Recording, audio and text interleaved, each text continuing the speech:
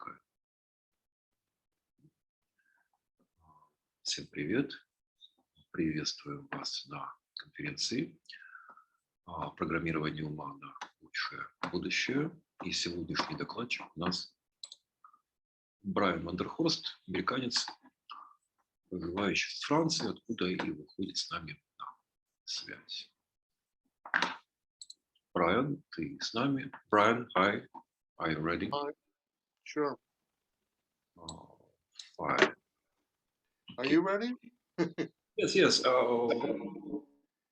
How many people are there?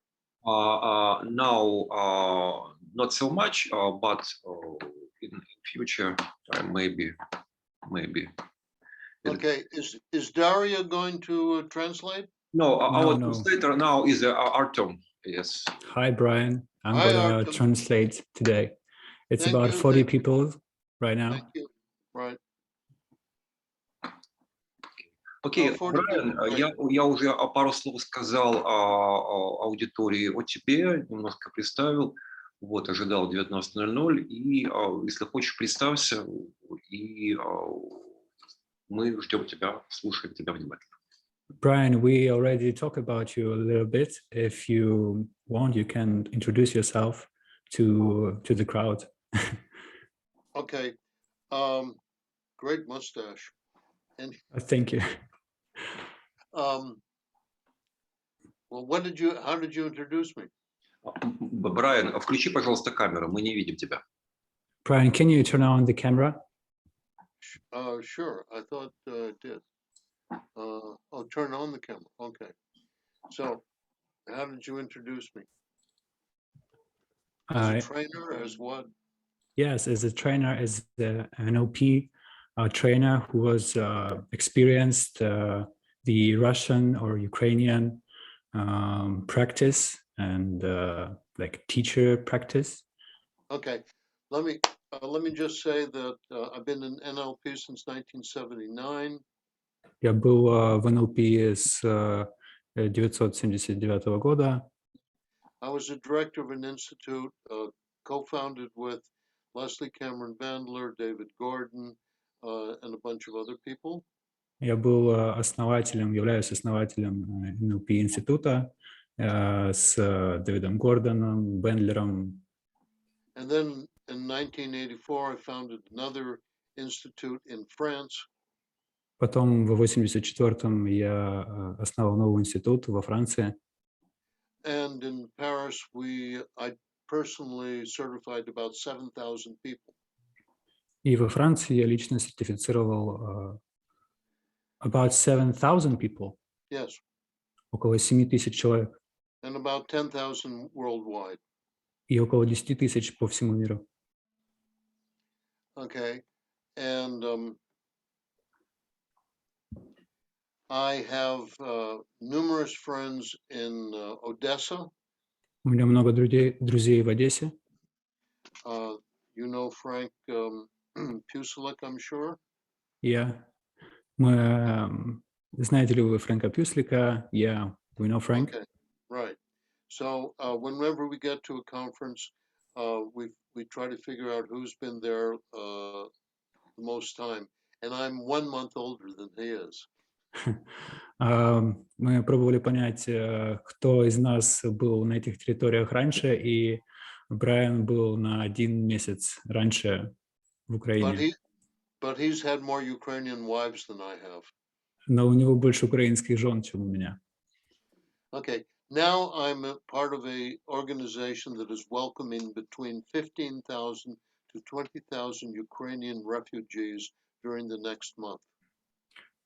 Сейчас я участвую в организации помощи десяткам тысяч украинских беженцев в ближайшем месяце. In the Parisian area.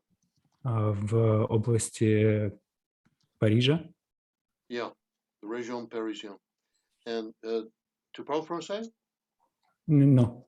Okay, so I've been working on the psychological department of this organization. Я работаю в психологическом отделе этой организации. And we're trying to work with the medical supervision, the lodging, the clothing, and the feeding of those 15,000 refugees. Я надзираю, управляю процессом помощи этим беженцам. And I'm especially working with trauma and crisis and PTSD interventions. Основное направление — это работа с травмой, ПТСР. Okay, now, Borislav wanted to talk about creating positive futures. Борислав хотел поговорить о создании позитивного будущего. And so there's a lot of different, what's this? Okay. But before I would like to start, I would like to ask some questions of the group. Прежде чем мы начнем, я хотел бы задать вопросы группе. How many people are therapists? Just raise your hand, please. Кто из вас психотерапевты? Поднимите руку. И кто работает консультирующим психологом, кто помогает, кто ведет практику? Everybody know how to use Zoom to raise their hand? Все ли умеют поднимать руку через Zoom? Можете поставить плюс в чате. Okay. How many people are trainers of NLP? Кто из вас тренеры НЛП?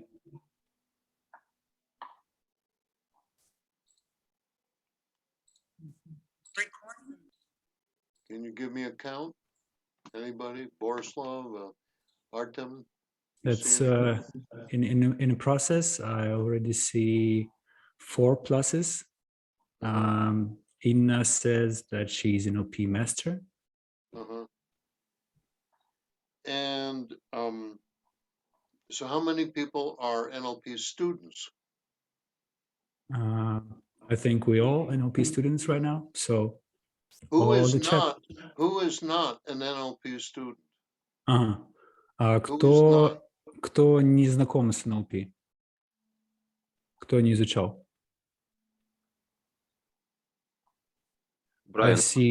Брайан, после нашей конференции предыдущей, где мы провели уже 16 вебинаров со звездами НЛП, уже почти вся аудитория в той или иной степени немного стали НЛПерами.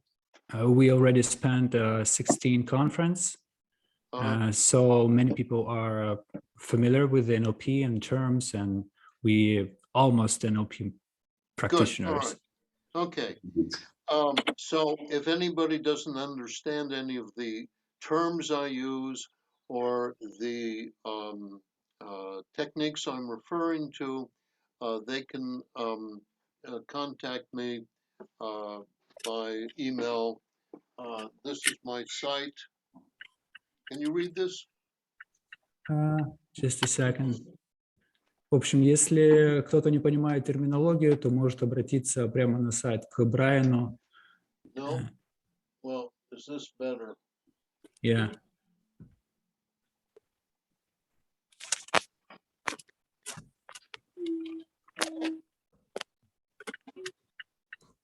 Or just Google my name, and you'll find my email address on my site. Okay? Или просто загуглите мое имя и найдете мой сайт. Okay.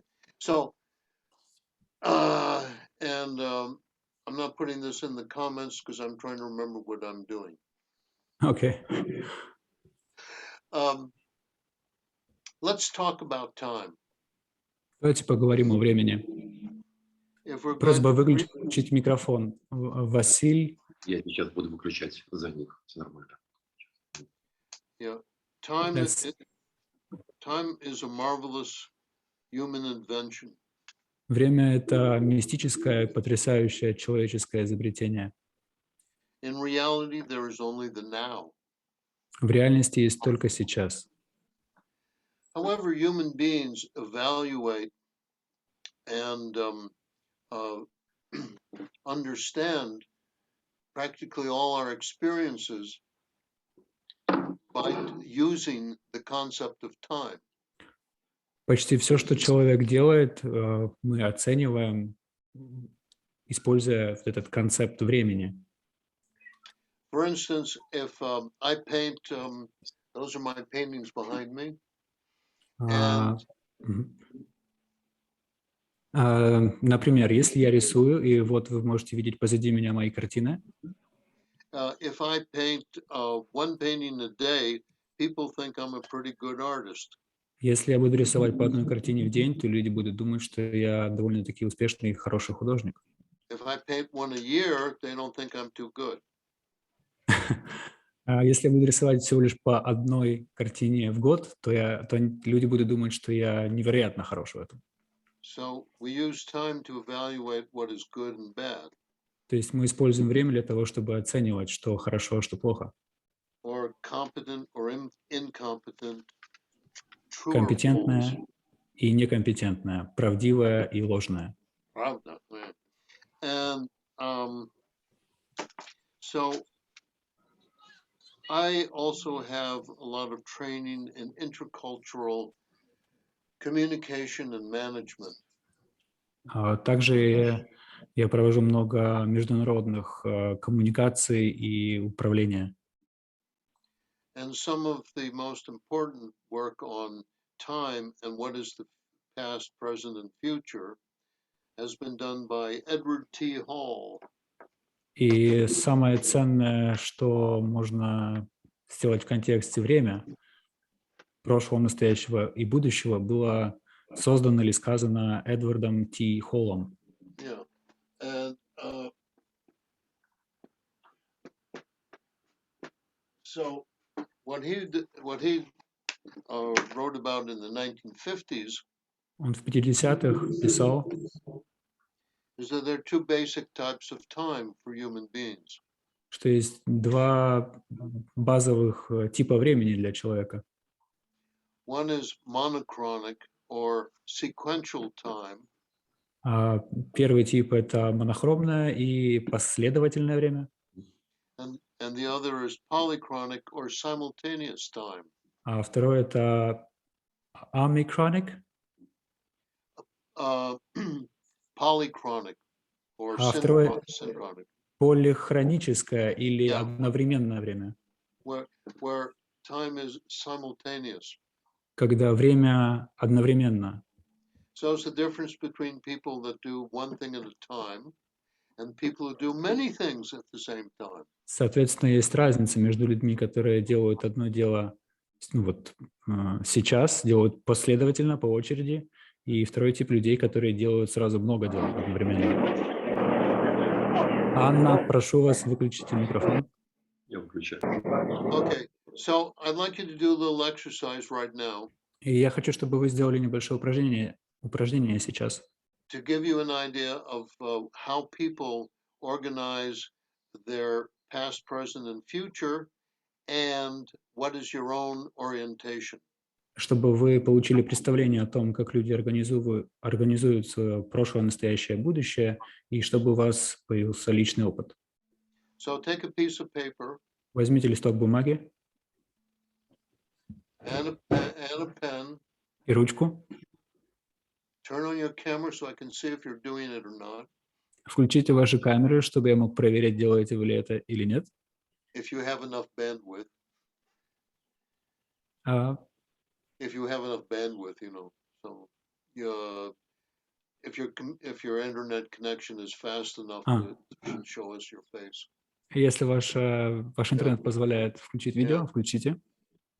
Oh, you guys are beautiful. You should keep your cameras on. Вы красавцы, включайте ваши камеры, оставляйте их.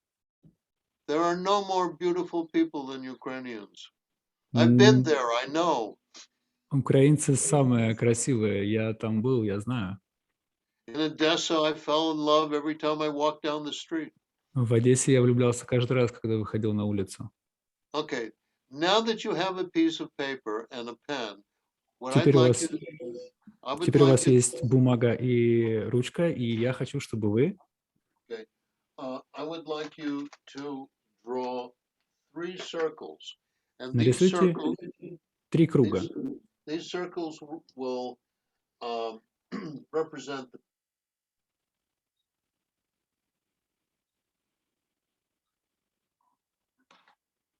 Так, картинка подвисла.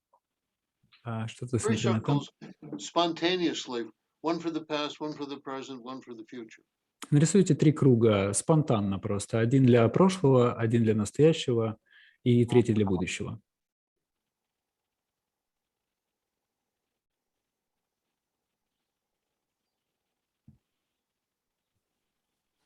Dum, dum, dum, dum, dum, dum, dum, dum. Okay, so I'm going to do the same thing. Я сделаю то же самое.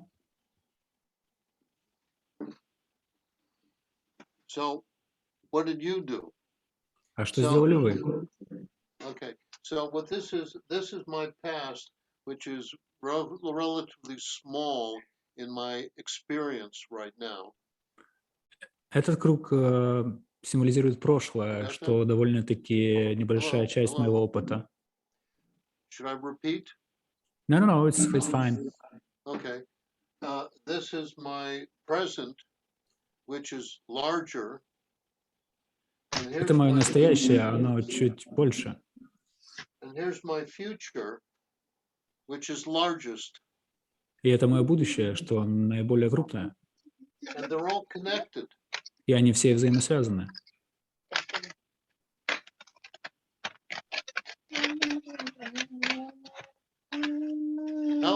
Helen, cut your audio. Я успеваю. Okay. All right. So I've got connection problems myself.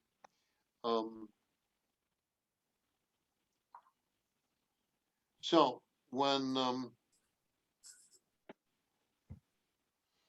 now this often is different according to your culture, your country, where you come from.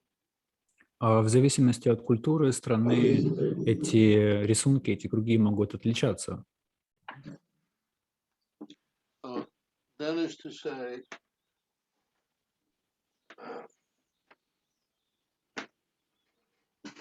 for instance, when we ask Americans to do this, Например, если мы просим американцев сделать так, most are pretty much like I am. то большинство из них вот рисуют что-то подобное, как я. If they're enlightened.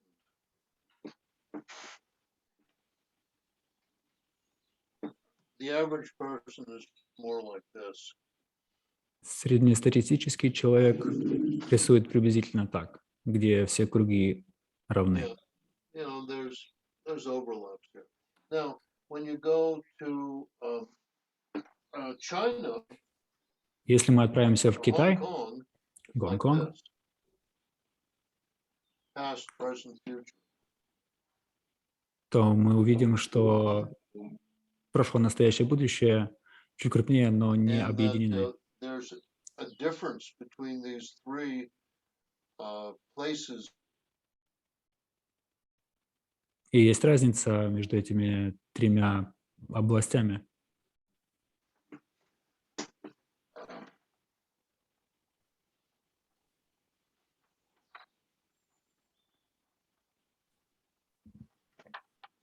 When you go to France, Если мы отправимся во Францию, like this. то это выглядит приблизительно так.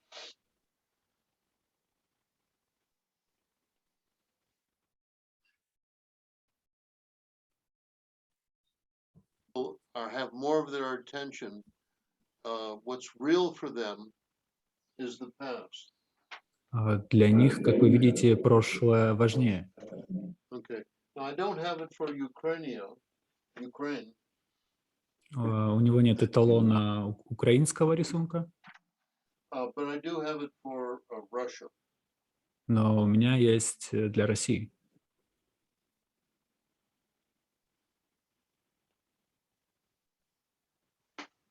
The past is more important. Прошлое важнее. And the future is not as real as the present and the past. И будущее не настолько реально, как настоящее и прошлое. So, what I'd like to know in terms of a little poll here is how many people have their past circle larger than their present or their future. И в формате опроса я хотел бы узнать, люди, которые сейчас участвуют в конференции, у кого из вас прошлое больше, чем другие круги? Можете поставить плюсик или поднять руку? So just put your hand up Просто поднимите вашу руку, если это так, if the past is bigger for you. если прошлое больше для вас.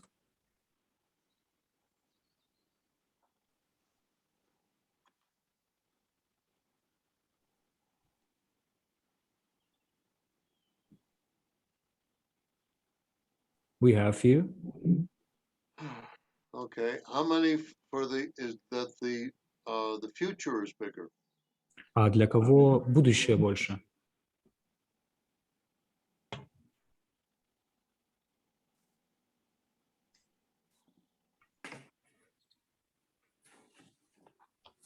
Oh, you have been trained in NLP. О, вы работали с NLP?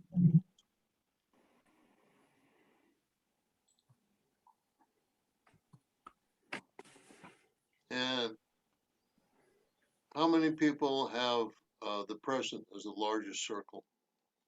И у кого настоящее самый большой круг?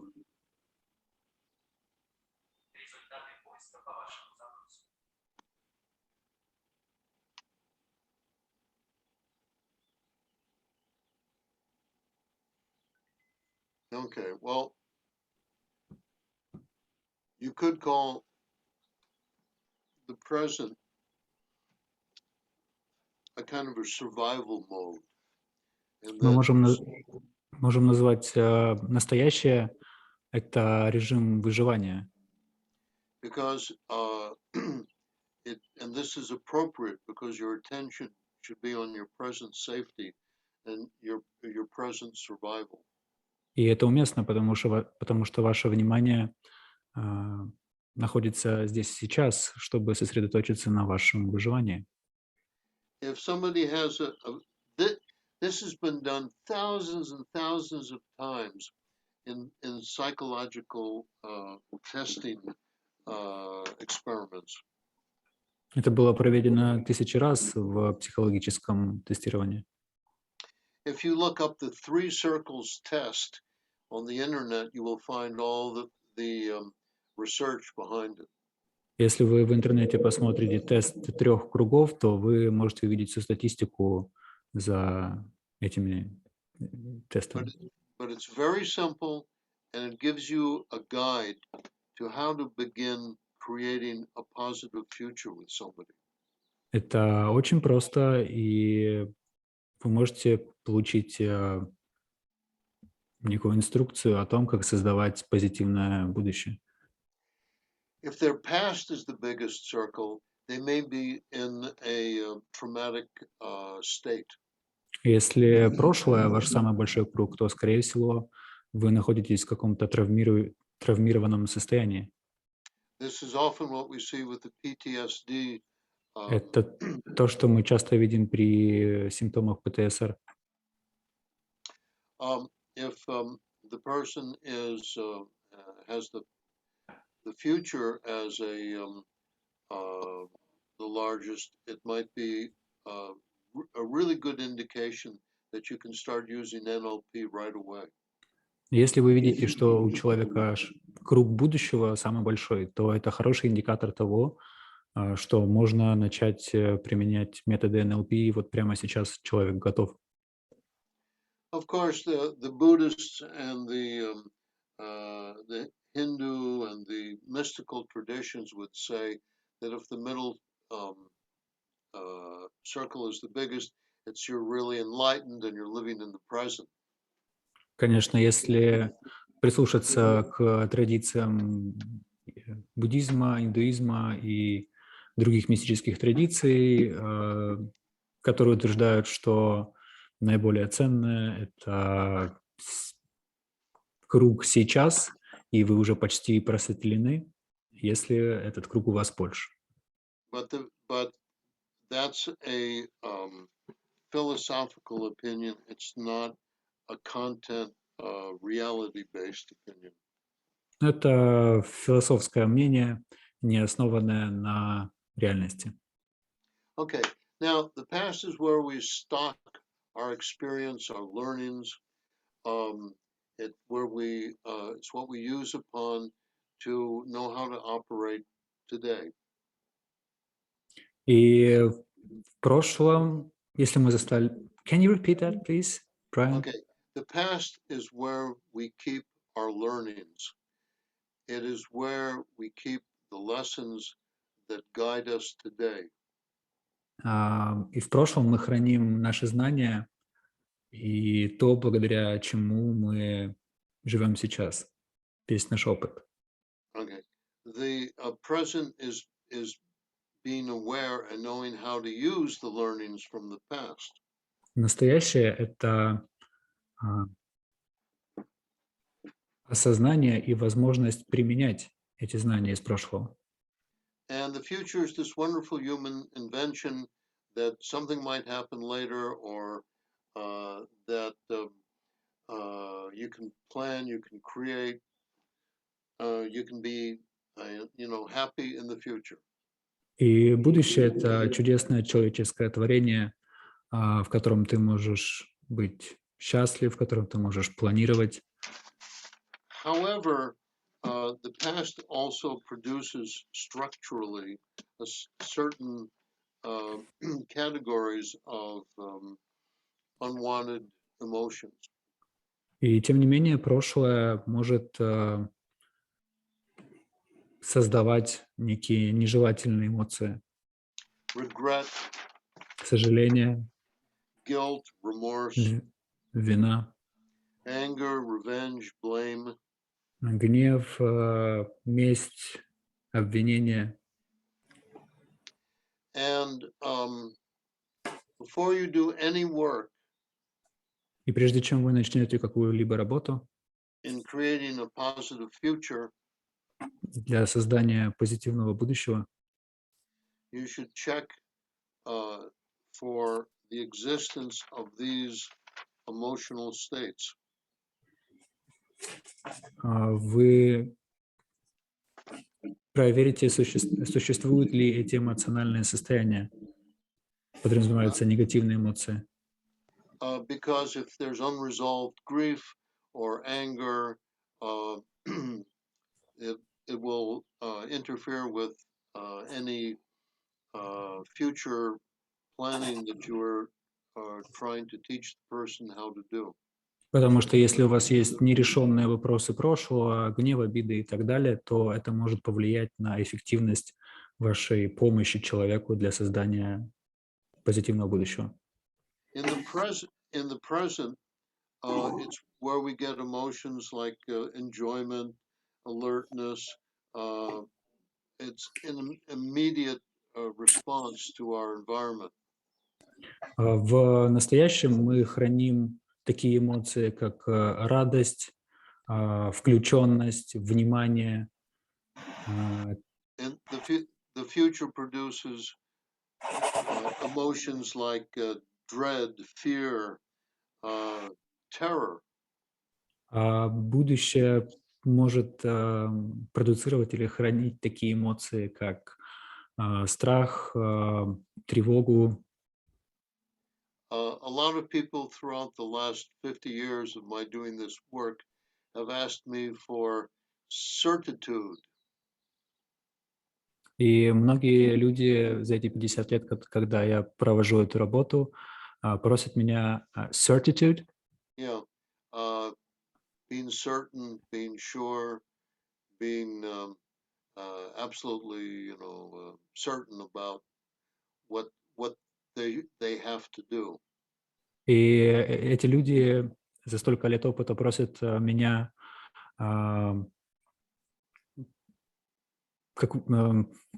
получить какую-либо, видимо, уверенность, точную, чтобы Брайан заверил их в эффективности помощи и, вероятно, каких-то четких последовательных шагах. Очень правда. And I tell people that if they want certainty, the only thing that's certain is the past. И я обычно отвечаю им, что если они хотят уверенности и точности, то наиболее точно это прошлое. But unless you know NLP, you can't change it. Но если вы владеете НЛП, то вы можете изменить это. The future is by definition uncertain. Будущее по определению не точно. The future by definition is uncertain. You can't predict it. Вы не можете предсказать его. But you can change it. Но вы можете изменить его. And that's what we have a present for. И для этого у нас есть настоящее. So what we're looking at today is how to find out what you can do to create a positive future that will actually produce results. How you can change what's going on today to create a future. И сегодня и сейчас мы будем разбирать, что именно ты можешь сделать, чтобы создать позитивное будущее. Of course, a lot of people would like to maintain what's happening today. Многие люди хотели бы продолжать то, что происходит сейчас, сегодня. They say many women marry men because they think they can change them into something good. Многие женщины женятся на многих мужчинах, потому что верят, что могут изменить их к чему-то лучшему. And many men marry women thinking they're never going to change.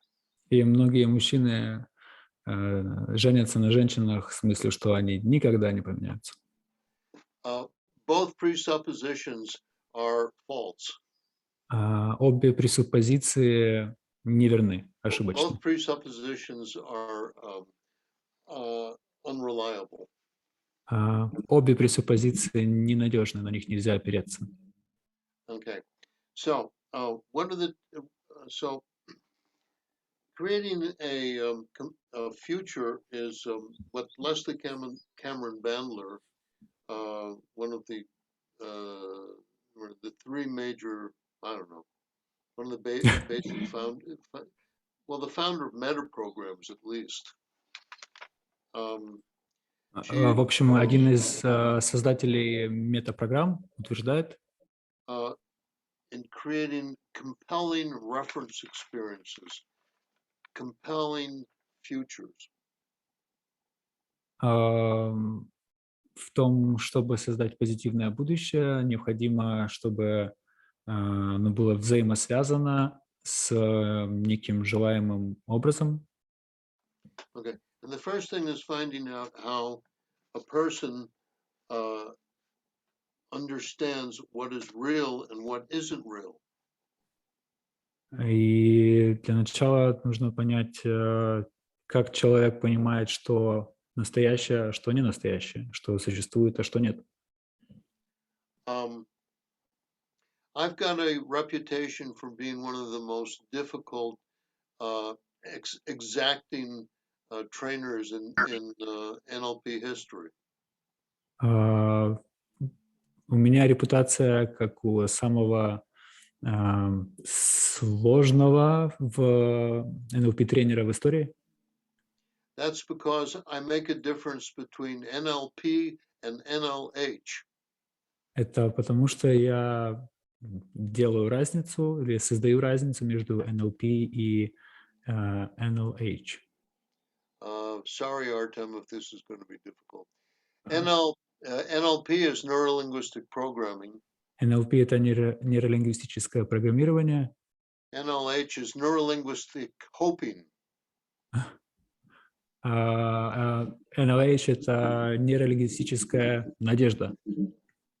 And a lot of techniques aren't exacting enough to produce results. И многие техники не настолько точны, чтобы произвести результат. Okay, for instance,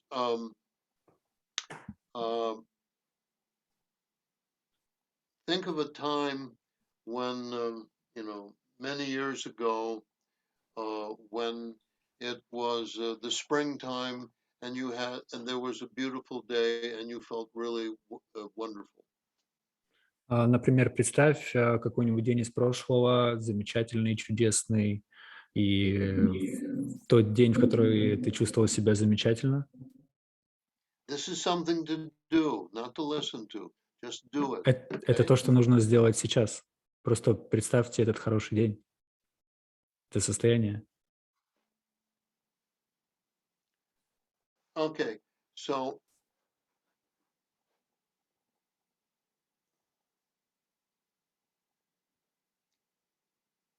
I remember a time, a sunny day when the cherry trees were blooming here in my town.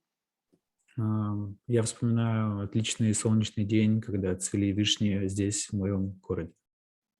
So now I want you to remember a time at about the same date when you were riding a dragon. И сейчас я хочу, чтобы вы вспомнили день, приблизительно такой же день, в который вы управляли драконом.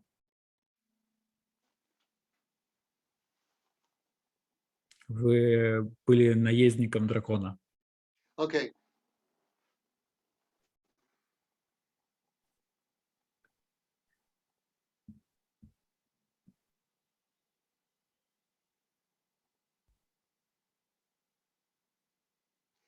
Okay, now we have two experiences here, two memories.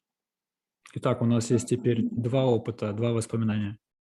One really happened Одно по-настоящему было on the spring day, весенним днем, and the other, riding a dragon, didn't happen, I don't think. а второе, управление драконом, скорее всего, не было. How do you know the difference between these two memories? Каким образом вы отличаете эти два воспоминания? Как вы их разделяете? Your own brain is showing you how you and your brain know what is real and what is not. Ваш мозг сам показывает вам, что правда, а что нет. Of course, and the way human beings know experience is through the sensory modalities. И основной опыт идет через сенсорные модальности. Вижу, слышу, чувствую. When I was in a spring day, I see what I saw. I can smell the cherry trees. I can see the color of light, and in a dragon, I see myself riding a dragon. И этим весенним днем воспоминания о весеннем настоящем дне, но наполнено настоящими ощущениями, солнечный свет, и в то же время примешиваются воспоминания и несуществующие, когда я управляю драконом. So that's association and dissociation, right? Это ассоциированный опыт и диссоциированный опыт. That's only one element of creating a compelling future with someone. Это один из элементов создания желаемого хорошего будущего с кем-то. Brian, I think we have a little bit misunderstanding. Can you please explain the difference? Are you trying to give us an example of how to create the positive future experience. Like you have one experience or memory that really happened, and the second one is just construction, and you combine them, or what? I didn't say that. That was a question. Sorry. Well, the first. Oh, okay. So it's in the question box someplace. Discussion. Okay. Is it in Ukrainian?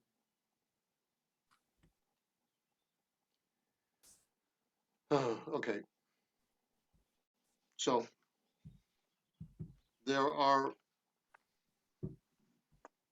this is just what we call the submodalities of the eidetics. An eidetic experience is something that comes back practically the same way every time you think about it. Говорил о субмодальностях, о ключах глазного, об ощущениях и о том, что наши воспоминания, они таким же образом возникают в нашем уме. For me, I know my day with cherry trees is real because I can smell it, I can feel the sun, I can see the color of the cherry trees. Для меня воспоминания о весеннем дне настоящее, потому что я могу использовать свои яркие воспоминания, там запах цветения вишни и ощущения. So what I'm doing, I know that if I take these qualities, these structural elements, and applying to my dragon is going to begin to feel real. И я знаю, что если я добавлю эти настоящие воспоминания к моей фантазии о драконе, то этот дракон, эта фантазия, это воспоминание станет настоящим. Okay. Well, the submodalities are just one of the first steps in creating a positive future representation. Субмодальности — это просто первый шаг на пути создания позитивного будущего. It's very tied into your criteria, your concept of self, your behavioral beliefs. Это очень взаимосвязано с вашими убеждениями и самоидентификацией. There are other elements like external reference rather than internal reference. Есть и другие элементы, как внутренняя референция и внешняя референция. So when you're working with somebody and trying to create a positive future, И если ты работаешь с кем-то, создавая позитивное будущее, or with yourself, или с собой, learn how the individual knows that something is real. узнай, как человек понимает, что что-то по-настоящему было, то есть какими субмодальностями он пользуется. And what is their essential criteria, values, and beliefs about И каковы их ключевые убеждения и верования this experience that they know is real. об этом настоящем опыте. So that's a beginning, that's a preparation. Now let's get to techniques. В общем, это был разогрев для начала, а сейчас мы перейдем к выполнению техник. Because I've worked a little people doing neurolinguistic programming instead of hoping it will work. И я проводил нейролингвистическое программирование вместо того, чтобы просто надеяться, что оно сработает. And I have decoded how this person knows reality. И я декодировал то, как этот человек воспринимает реальный опыт. Now, practically all NLP is involved in creating, well, I'd say the majority of NLP is oriented towards creating positive futures. Я бы сказал, что большинство НЛП тренеров или практиков ориентированы на то, чтобы создавать позитивное будущее. For instance, the most basic, simple NLP technique that everybody learns at the beginning Например, самое простое базовое упражнение из НЛП, которое люди изучают в начале, is the Zoom technique. это техника приближения. You know about, everybody know that? This is yes, this is no. Does everybody Знаете, know the Zoom? нет? Does everybody know the Zoom? Все ли знаете эту технику No? приближения? All right, okay. I think no. All right. Borislav, you've got clients. You've got students. Борислав, у вас клиенты? Okay. So this is one of the simplest and the most effective NLP techniques. Это самое простое и наиболее эффективная техника из НЛП. What you're doing is you're having somebody has a negative present state. У кого-то негативное состояние сейчас, Where they're unhappy about something or it could be the чем-то past. недоволен. And then what you do is you help them identify where they want to go, how they want to be in the future. И то, что ты делаешь, ты определяешь, куда человек хочет идти, как он, в какое хорошее будущее вы будете двигаться. And then you put this in this happy representation there. И потом ты добавляешь эти счастливые репрезентации в предыдущий опыт, условно негативный. And you make it go wider and bigger and bigger. Ты делаешь шире и больше эти репрезентации. Until it all becomes the happy. До тех пор, пока состояние становится счастливым. That is just referring to the way it works. That is not how to do the exercise. Это просто краткое объяснение того, как это работает, а не сама техника к выполнению. Ask your NLP teacher how to do the Zoom. The reason I'm using it as an example is that it's very simple. You can do it in 3 minutes. Вы можете спросить у вашего NLP учителя, как делать эту технику приближения. Some of the best videos on the net are by Steve Andreas. Одно из лучших упражнений в сети на эту тему у Стива Андреаса. He's a real master of this. Он настоящий мастер этого. And there's so many people that do it poorly. Есть множество людей, которые делают это так себе. Simply because they're not being as demanding as I am here and asking you about your dragon. Просто потому что они не столь требовательны, как я здесь, когда спрашиваю у вас о вашем драконе. Okay, there's something called change history. Есть такая, есть Go ahead. Есть то, что называется изменение Who doesn't know истории, change изменение history? личной истории. Знаете ли вы технику изменения личной истории? Скажите, да или нет. This is where you take resources and you bring them back. Это то, где вы берете ресурсы и And you bring it back to past traumatic incidences. И возвращаете их обратно в прошлый травматический опыт. You anchor them together. Вы якорите их.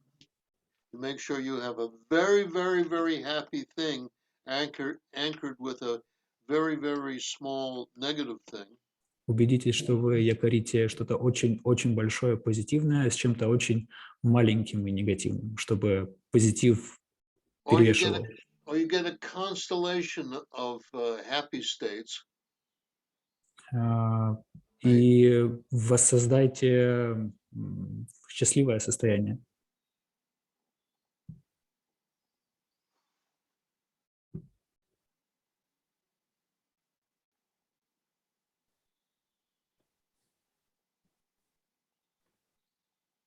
Hello. Were you here, Brian? Yeah, I can hear you now. Mine just fell down. I'm gonna change my server. Okay, so there is something called retro planning.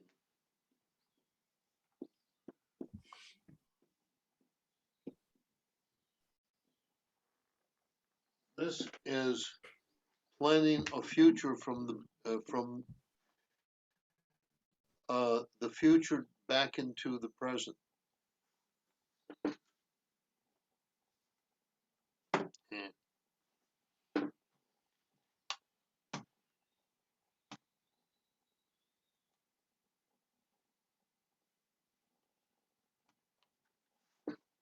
Hello. Hi. Yeah. Okay. And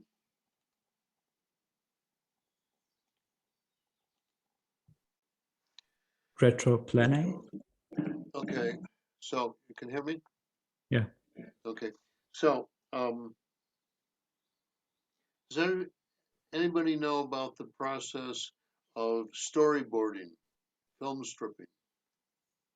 Знакомы ли вы с процессом storyboarding? Yeah. It's when you design a motion picture, you make little pictures of what every scene is going to be before you go out and shoot the film. В общем, техника, я так понимаю, визуализационная техника доска, где вы создаете направление того, какими эти эмоции или ваши конструируемые воспоминания или образ будет в будущем. That's taught in NLP a great deal. It's taught in a lot of management studies. Это изученный вопрос в многих научных работах по теме NLP. So that's for creating a positive future. What you do is you think about sometime in the future when you feel that everything, all your present problems may be resolved. So let's say this is a year later, 12 months later, okay? And you've got... Думая, создавая это позитивное будущее, вы представляете, что через какое-то время, например, там, через год, все ваши негативные состояния или возможные проблемы в настоящем будут разрешены.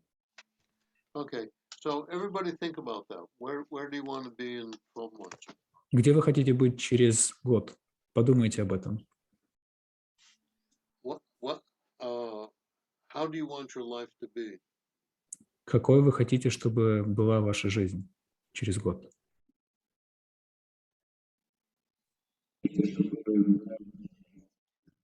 Where do you want to be? Где вы хотите быть? How do you want to feel? Как вы хотите себя чувствовать?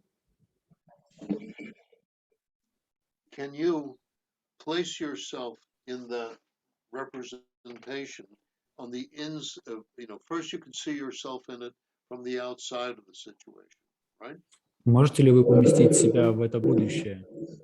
Сначала вы можете посмотреть на себя со стороны. And now step into that experience. А теперь войдите в этот опыт. Be there. Будьте там. How does it feel? What do you see through your own eyes? What do you hear through your own ears? Is this what you want? Как вы себя чувствуете? Что вы слышите в этом состоянии? Что вы видите? Это то, что вы хотели? How are the people around you? How is the world? This is called an ecology check. Как выглядит мир вокруг вас? Какие люди вокруг вас? То есть он говорит о проверке экологии, то есть все ли счастливы, все ли довольны. Okay, if that's satisfying, Если это удовлетворительно, now think what you have to do just before that to get to 12 months. Like, what do you have to do, say, 10 months ago, а теперь подумайте о so that том, you что вам необходимо сделать, чтобы automatically leave прийти к this? этому состоянию через год. So, I know if I want to go to the North Pole here, Если моя цель — это прийти на Северный полюс,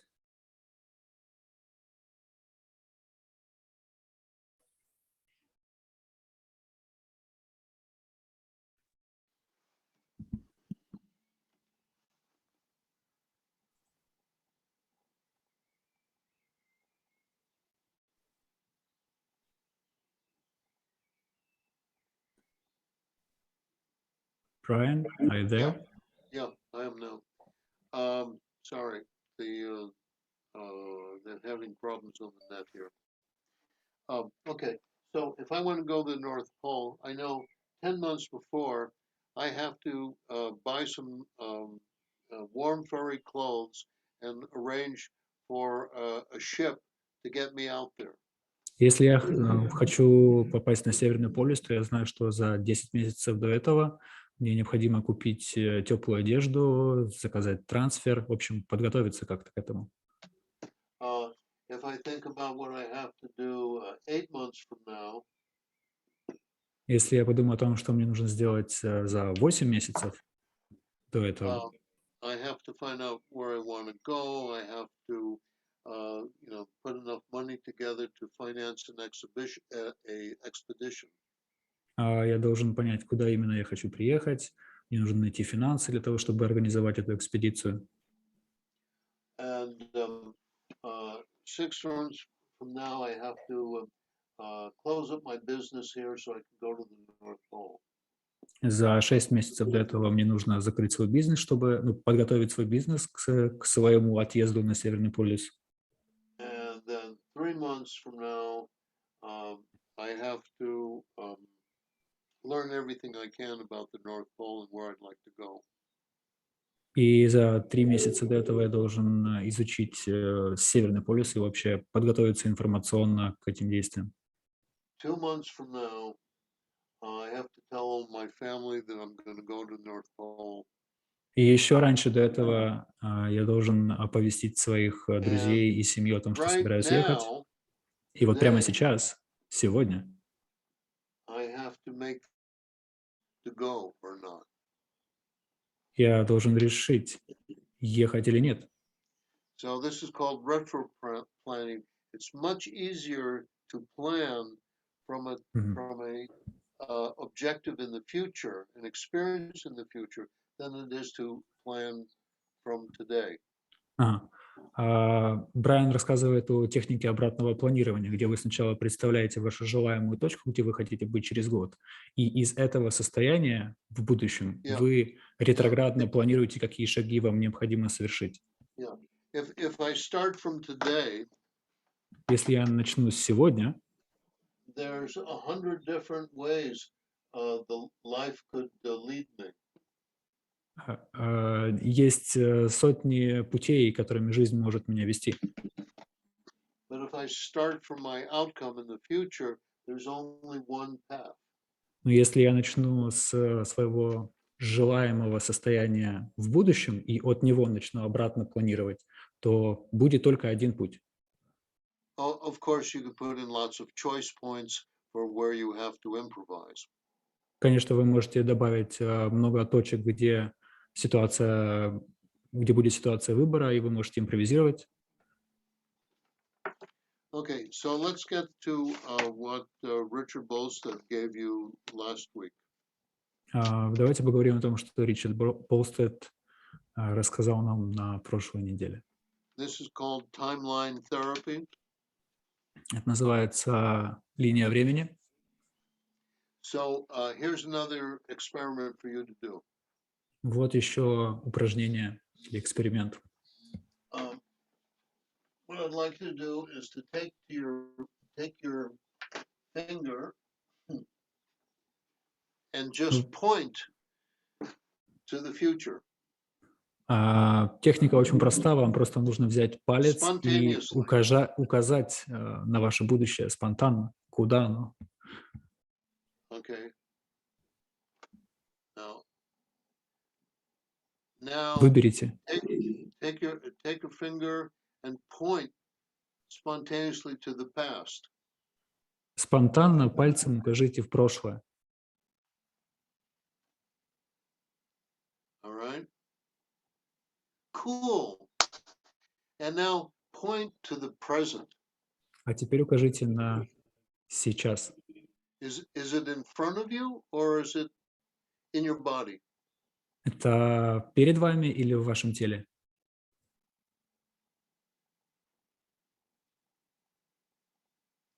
Okay. Now, remember I started talking about Edward T. Hall and monochronic and polychronic time. Помните, мы чуть ранее говорили о Эдварде Холле и монохромном и полихромном времени? Well, we've studied these things for about 50 years now. Мы в течение 50 лет изучали эти вещи. And we can tell you that they really exist. И можем сказать, что они реально существуют. People have to know the difference between past, present, or future, or they can't operate in society. Людям необходимо знать разницу между прошлым, настоящим и будущим, чтобы функционировать в обществе. And the way most people organize their sense of time is in location, in dimensionality, in space.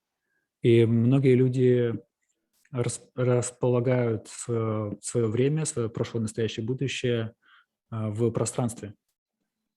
Okay, if the past was behind you, если прошлое было за вами, and it goes through your body, и оно идет сквозь ваше тело, for the present, and then goes in front of you for the future, через настоящее ваше тело и идет потом перед вами в будущее, we call that monochronic time. Мы называем это монохромное время. Or in time in NLP terms.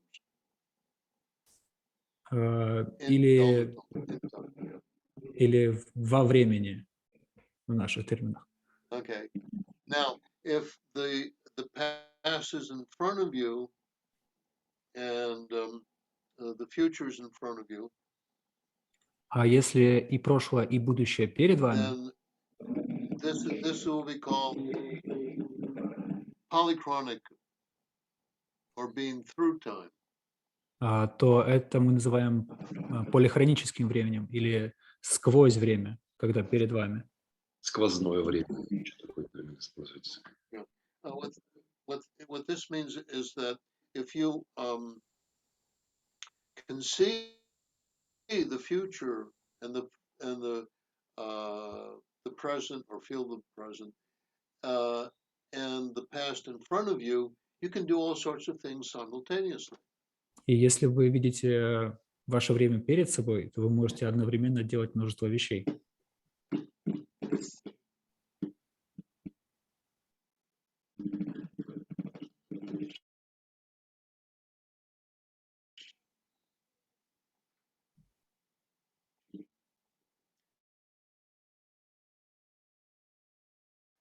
If the and this, so if you see it in front of you, you can see maybe where you were in the past, where you are in the future, or it could be in your body. И если вы видите время перед собой, то вы можете легко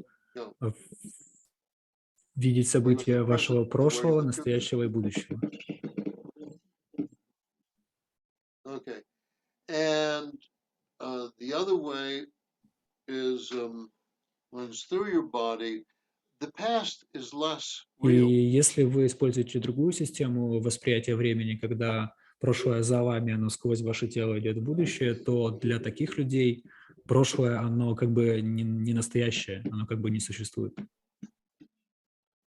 And as the present is located in your body, the present is very И compelling. если настоящее расположено в вашем теле, то оно очень важное.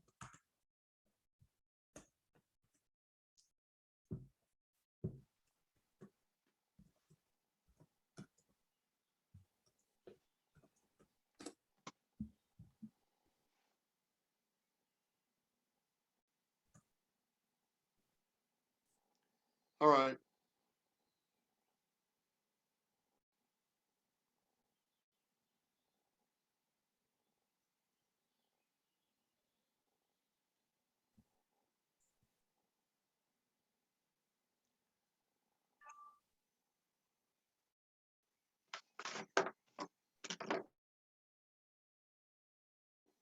Hello. Yes, Brian, we're here. Okay. Yeah. And uh,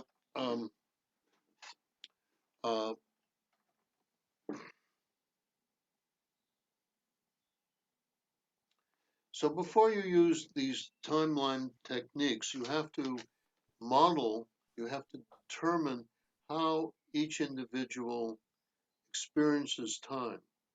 И прежде чем проводить эти техники работы с линией времени, вам необходимо определить, как конкретный человек воспринимает и располагает время в пространстве. You have to elicit, you have to model how they know something is real and compelling. Вам нужно понять, какими сенсорными стратегиями человек дает понять, что это настоящее воспоминание. I mean, suppose you see somebody's wallet on the street. Например, вы видите чей-то бумажник на улице. What do you think you'll do? Как вы думаете, что вы сделаете? You think you'll open the wallet and take out the money? Думаете, что вы откроете кошелек и возьмете деньги? Or do you think you'll open the wallet and try to find out who it belongs to and return them? Или, может, вы откроете кошелек и попробуете узнать, кому он принадлежит, чтобы его вернуть? One of those two futures is compelling. Оба эти два возможных варианта будущего неотразимы. Oh, you will, Compelling. yeah. So that, how do you know that? It's probably a function of your own constellation of values and beliefs. Выбор этого будущего, вероятно, зависит от ваших убеждений и ценностей. So if I'm going to create going to the North Pole as a compelling experience. Brian, can I ask you, can you use a different word instead of compelling? Because sure. Okay. Convincing. Okay. И если я использую эту цель меня как человека, который едет на Северный полюс, как убедительную цель, how are you convinced about something you're going to do in the future? как вы убеждены в том, что собираетесь сделать это в будущем? When I see the wallet when I see myself coming across a wallet on the street, когда я вижу себя подходящим к этому кошельку на улице, I open it up and I think about how happy the person will be when I return his wallet. Я думаю о том, как будет счастлив тот человек, которому я верну кошелек. I will think of the times somebody has returned my wallet when I lost it. Я буду думать о временах, когда кто-то вернул мой кошелек, когда я его терял. And all these elements make a future convincing and real for me. И все эти элементы делают возможное будущее убедительным для меня? It's obvious that there's no NLP technique that works all the time. Определенно, что не существует техники НЛП, которая работает постоянно в 100% случаев. It's obvious that there are no NLP techniques that are guaranteed to handle every situation. Очевидно, что нет техники НЛП, которая справится с любой абсолютно ситуацией. You probably noticed that that there's no NLP technique that will work for all different kinds of people. И, вероятно, нет техник НЛП, которые работают для всех типов людей. So your job in creating a positive future for someone И если ваша задача — это создать позитивное будущее для кого-то, is spending the time and learning an individual's personal reality. уделите время и изучите восприятие реальности этого человека. How they know something will happen and something won't happen. Каким образом они знают, что что-то точно случится или что-то не случится? You know, it's as easy as everybody gets an image of walking in front of a truck. Это легко. Каждый может создать образ себя, идущим возле грузовика. But most of us have another type of a convincing future that has kept us alive until now. И у каждого из нас есть образы, убедительные образы будущего, которые до сих пор сохранили нам жизнь. Okay, so I recommend getting Steve Andreas's and Connie Ray Andreas's book Heart of the Mind. Я рекомендую к прочтению книгу «Сердце разума» Стива и Каниры Андреас. It's probably been stolen by some Russian publisher already. Он отлично пошутил, что кто-то из его издателей стянул эту книгу. Yeah, but it is the best book I can recommend about learning techniques about how to create positive futures. Это лучшая книга, которую я могу порекомендовать по тому, как создать позитивное будущее. Brian, I «Сердце разума». have one little question. Брайан, такой вопрос к тебе. Вот в украиноязычном пространстве, русскоязычном пространстве во время преподавания НЛП часто это монохромное, полихромное время обозначается как европейская линия времени и арабская линия времени. Usually in Ukraine and Russia, we use the term like European timeline and Arabic timeline instead of monochromic and polychromic timeline. Ты знаешь об этом, и кто создал такое определение, если среди тренированного НЛП, откуда оно пошло? Do you know about it, and who was created these terms about polychromic and monochromic? Edward T. Hall. Арабская и европейская. No. Brian, do you know who created the Arabic and European timeline perception as a term? I don't understand what you mean by a European Arabic timeline. It's like the Ukrainian and Russian type of saying about polychromic and monochromic timeline. Yeah, right. Okay. We just use a little bit different terms. Oh yeah, European. Okay, so European is yeah, exactly. simultaneous. All right, and Arab is everything's happened at the same time. No, it's yeah. Like that. Where they came from? Yeah. Do you know?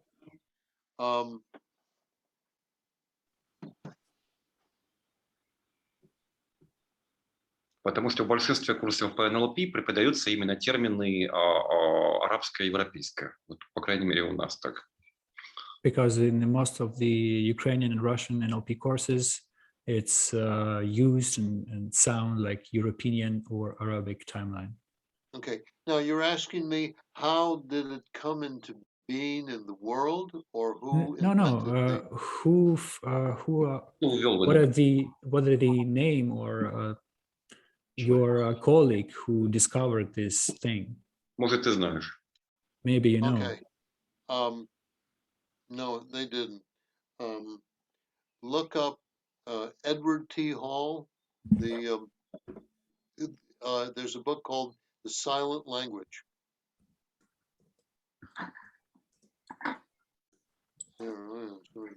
В общем, его ответ предположительно, что это Эдвард Т. Холл, и это книга «Тихий язык» или «Язык тишины». Yeah, you can look up.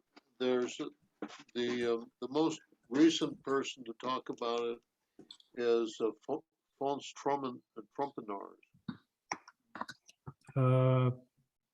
Наиболее близкий, недавний человек, который об этом говорил, это фон... Okay. What is the second name of this author? Trompenaars. Can you show the cover, please? Sure.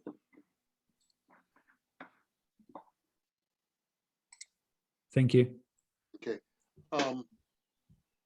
Now, or you can look at, there's a website called www.bvdh.com. Или вы можете просто посмотреть мой сайт. And there's a section called Intercultural Communication. И там есть раздел «Международная, кросс-культурная коммуникация». In it, there are articles I wrote about Edward T. Hall. Там есть статьи, которые я писал об Эдварде Т. Холле.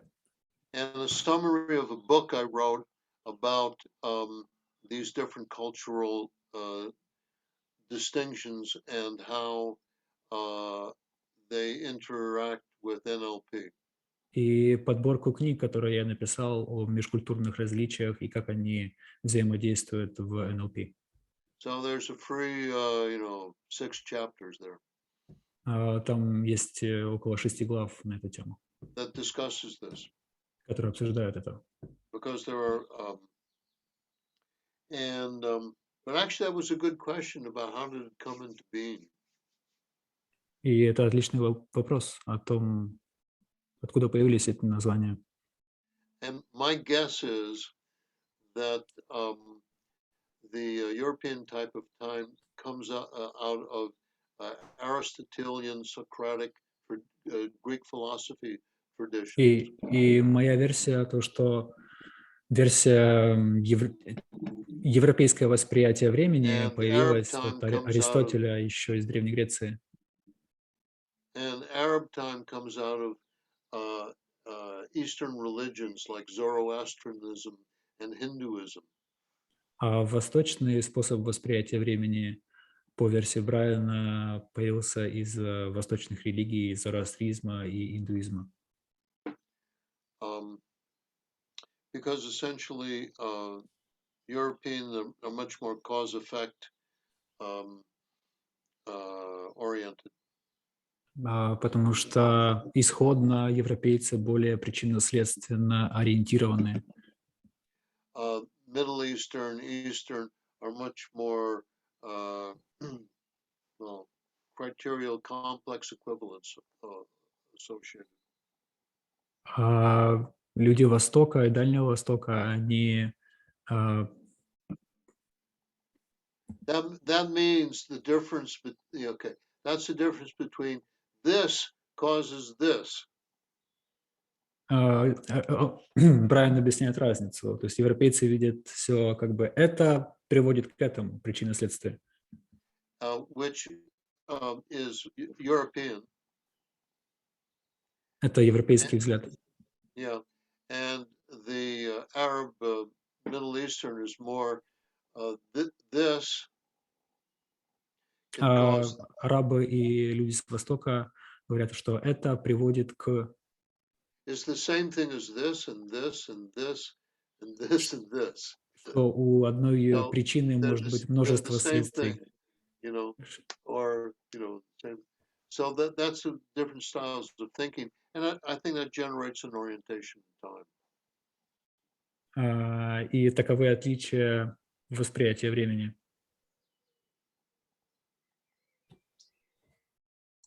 Брайан, еще такой маленький вопрос тебе задам, как человек, который работает очень долго в изучении линии времени. Вот. Как ты думаешь, у каких-то других народностей мира могут ли быть какие-то свои специфические линии, особенные? Может, ты встречал что-то очень оригинальное вот, и не встречающееся у европейцев, там, у американцев? Brian, you as a practitioner who works with this theme a lot of years, maybe you discovered some specific, some different types of time perception, not only European or Arabic. Maybe there is more. Oh yeah. That's a whole nother question because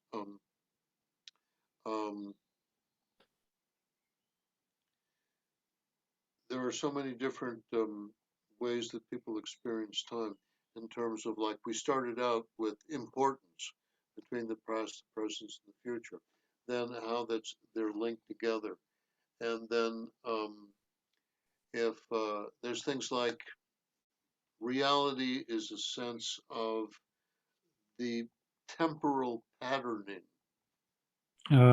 Если я правильно понял Брайана, говорит, что это сложный комплекс, многосоставной вопрос, и он бы добавил взаимосвязь важности между прошлым, настоящим и будущим.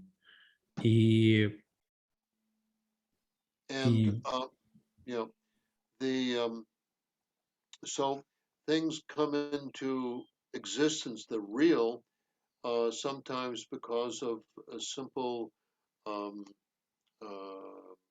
repetition. И очень часто некоторые вещи кажутся настоящими просто из-за повторений. So, they say, like, how many bluebirds means it's springtime. Например, сколько птиц будут свидетельствовать о том, что пришла весна? And some people will say, oh, there's one bluebird. I see one bluebird and I see two, but I see three, and okay, it's springtime.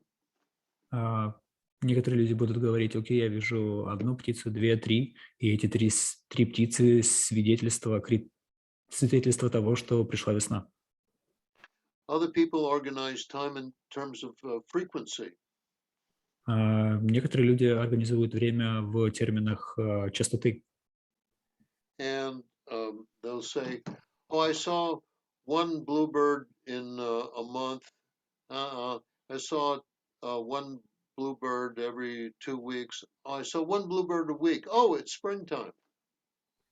И некоторые люди будут говорить так, что я, например, видел там в прошлом месяце одну птицу, не считается, в течение 2 недель видел 2 птицы, тоже не считается.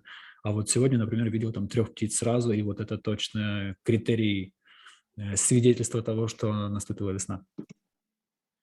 And then some people will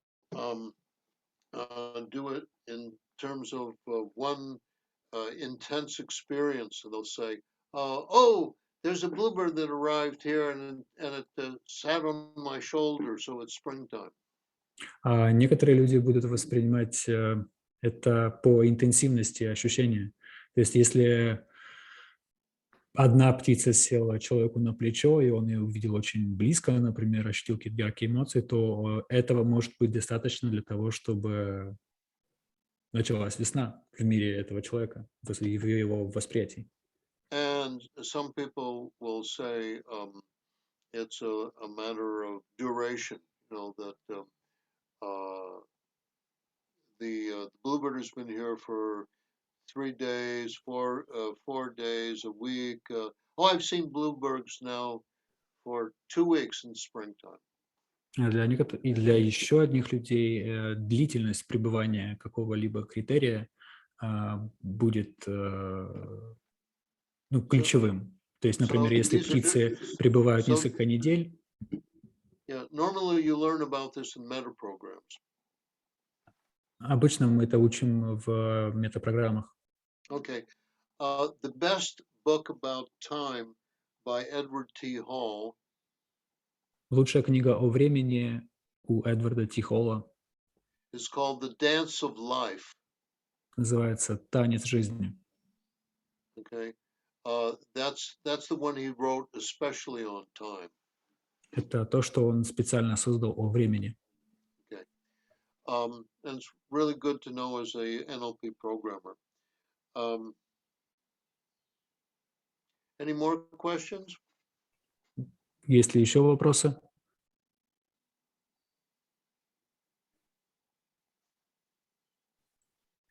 Брайан, у меня такой вопрос. Знаешь ли ты практики совместной работы с линией времени, когда мы активизируем еще, к примеру, субмодальности цвета, анализируем качество линии времени, к примеру, будущее яркое, прошлое тусклое, вот, и меняем их в соответствии с запросом? Brian, do you know the techniques when you use this timeline technique, when you adding the intensity of submodalities? For example, you can create a picture of a future with more bright colors, or you can past. You can make it past with more like black and whites, for example. Yeah, that's what I was trying to demonstrate with the springtime and the dragon experiences. Да, это то, что я хотел продемонстрировать своей историей о весеннем дне и опыте с драконом. How do you know something is real or not real? Каким образом мы знаем, что воспоминание настоящее или не настоящее? Because you'll organize something that is convincing in the same way that you have organized memory.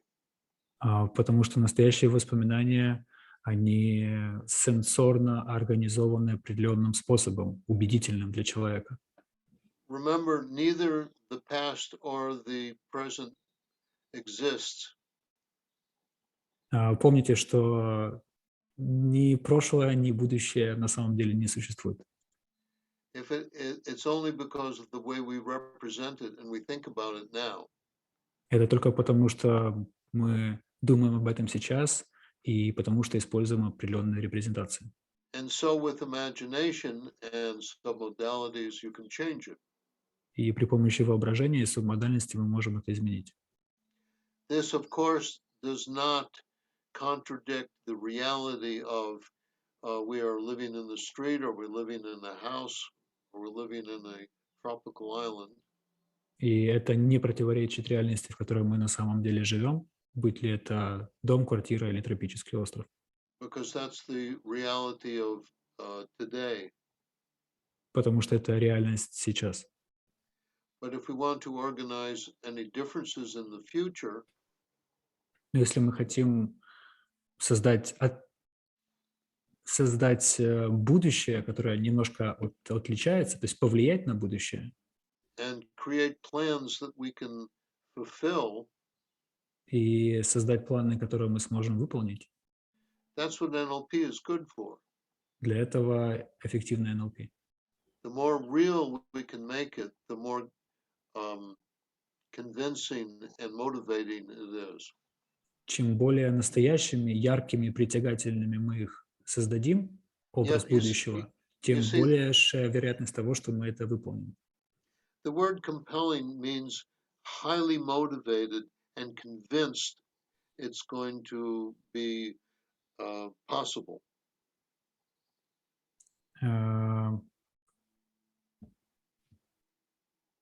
Okay, Brian?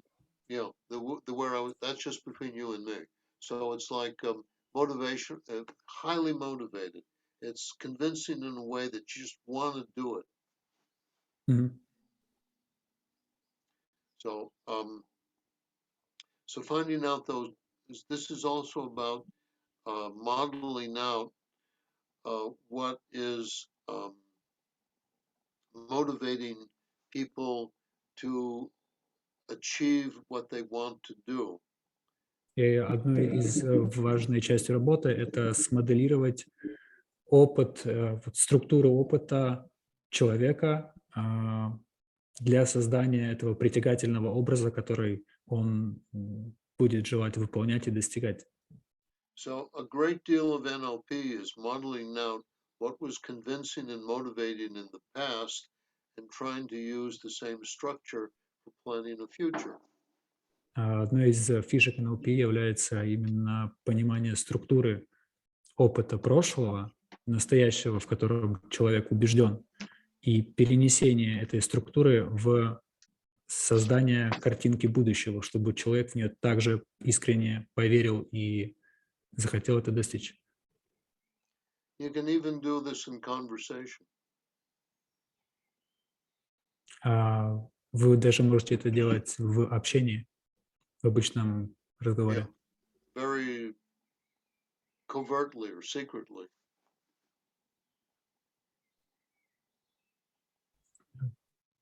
Very, very covertly or secretly. Можете делать это скрытно и аккуратно, незаметно. You know, somebody says, I want to go out and buy some ice cream tomorrow. Например, кто-то говорит: я хочу выйти и купить мороженое завтра. I can say, oh, do you know how that will feel? И я спрошу: а ты знаешь, как это будет ощущаться? Tomorrow, after you have bought that ice cream and put it in a dish and tasted it. Как это будет ощущаться завтра, после того, как ты возьмешь это мороженое, положишь его на тарелку и попробуешь, начнешь кушать? That's a great taste, isn't it? Отличный вкус, не правда ли? It reminds you about how easy it was to start going to get ice cream today. И это напомнит о том, как легко начать весь этот процесс по приобретению и добыче мороженого сегодня. Isn't it great to decide now whether you want ice cream or not? Время решать сейчас, брать ли мороженое или нет. Yeah, I don't know if Ukrainian is structured for this, but you can all use all types of verb tenses to talk to people in terms of setting up these changes and giving them a pseudo orientation in the future. Я не знаю, как у русских или украинцев с использованием глаголов для того, чтобы создавать псевдоориентации в будущем. You see, if you like ice cream, Например, если тебе нравится мороженое, I'm going into the past to recover that motivation, that appreciation of ice cream. я последую в прошлое, чтобы найти и обнаружить эту мотивацию и любовь к мороженому. В каких сенсорных качествах ты это называешь? And then I direct it through my linguistics towards having that experience tomorrow. И потом я пропускаю эти сенсорные критерии в то, о чем буду говорить завтра, о твоих планах на завтра. And then I direct you through my questions Потом я проведу тебя сквозь мои вопросы, to look back to today посмотреть из прошлого в сегодня при помощи этих with the same satisfaction you will have had of eating ice cream. При помощи того же чувства удовлетворения, которое ты будешь ощущать, когда будешь кушать мороженое. and apply it in this instant so that you can start a process to getting the ice cream. И привнесу их сейчас в общение, чтобы ты начал движение к мороженому. In English, we often say, oh, one of these days, we're all going to laugh about our problems that we have today. В английском мы говорим, что, ох, когда-нибудь мы будем все смеяться о проблемах, которые испытываем сейчас. Do they say the same thing in Ukraine? In other words, but yes. Okay, what do they say?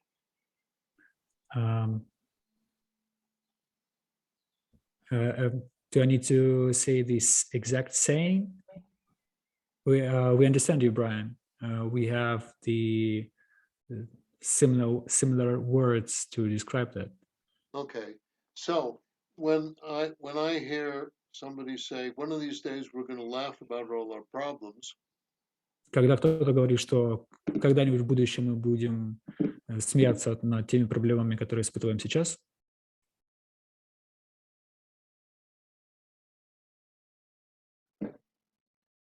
I say, why wait? то я говорю, зачем ждать? Давайте смеяться сейчас.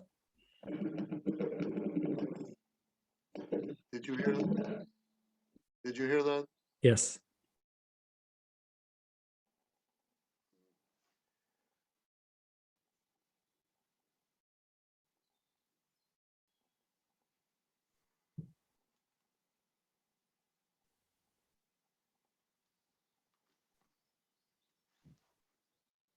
Okay, did you hear that?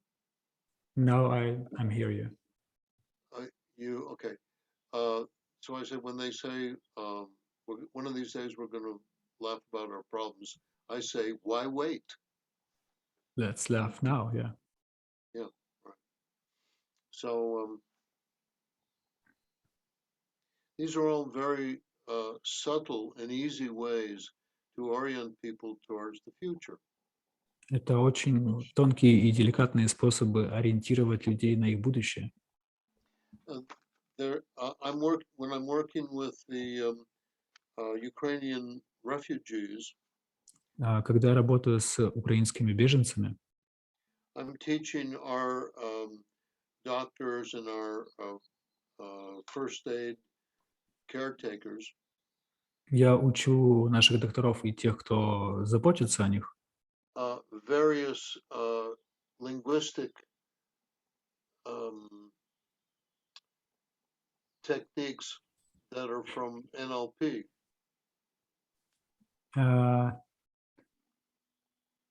Я учу их простым техникам коммуникации НЛП. And this is based on this is by an old student, Brian Walsh, and they did studies on that. If you teach people a certain way to handle emergency situations, for instance, старый студент Брайан Волш рассказывает или преподает о том, что если ты научишь людей в экстренных ситуациях говорить определенным образом, it makes a big difference for ambulance drivers, for instance. Это создает большую разницу, улучшает эффективность работы парамедиков. That they were taught to say things like, instead of don't breathe so fast, they were taught to say breathe slowly. Чтобы они говорили не наподобие «не дыши так быстро», а чтобы они говорили «дыши спокойнее». Instead of saying this will hurt, saying in a couple moments you will feel better. Вместо того, чтобы сказать «сейчас будет больно», они могут говорить «через какое-то время, через пару минут вам будет лучше». Instead of saying you're not going to die, they say to say you're going to live. Вместо того, чтобы сказать «не бойся, ты не умрешь», можно сказать «все будет хорошо, ты будешь жить». the ambulance workers that were taught these linguistic patterns, their patients recovered much quicker, and their patients arrived more often alive at the hospital than Те the people парамедики или работники скорой помощи, которые были обучены подобным техникам позитивного формирования слов при общении с потерпевшими, повысили эффективность своей работы, и больше людей доезжало живыми до больницы. compared to the people that were not taught these linguistic patterns. По сравнению с людьми, которые не были обучены подобным лингвистическим And последовательностям. I think he's an NLP master practitioner. So, И, по-моему, он мастер NLP.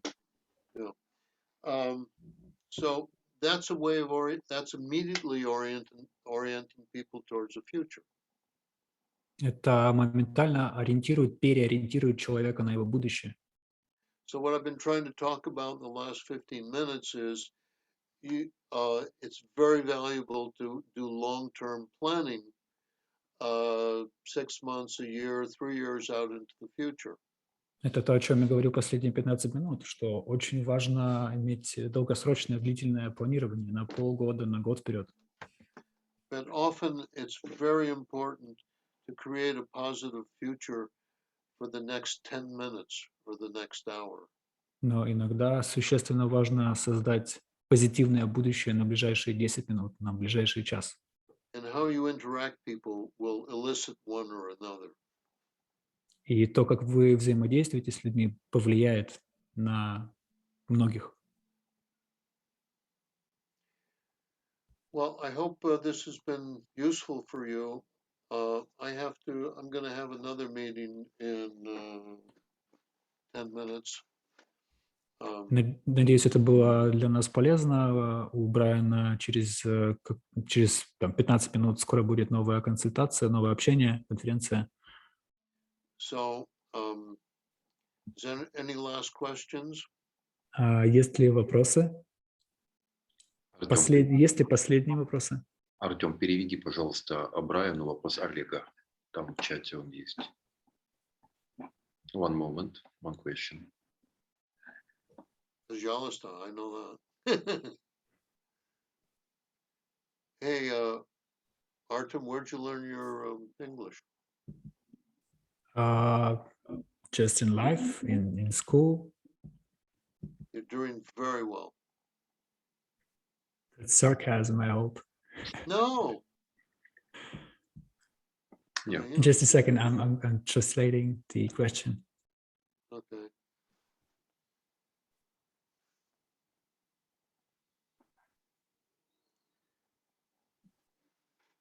Okay, can you hold 1 minute? I want to get something. Sure.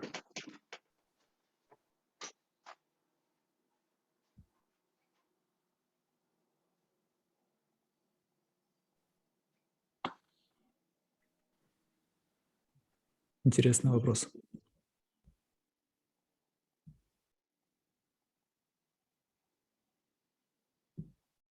Я вам так скажу, Брайан дает определенные очень интересные грани, которые обычно не преподаются на обычных программах NLP-шных.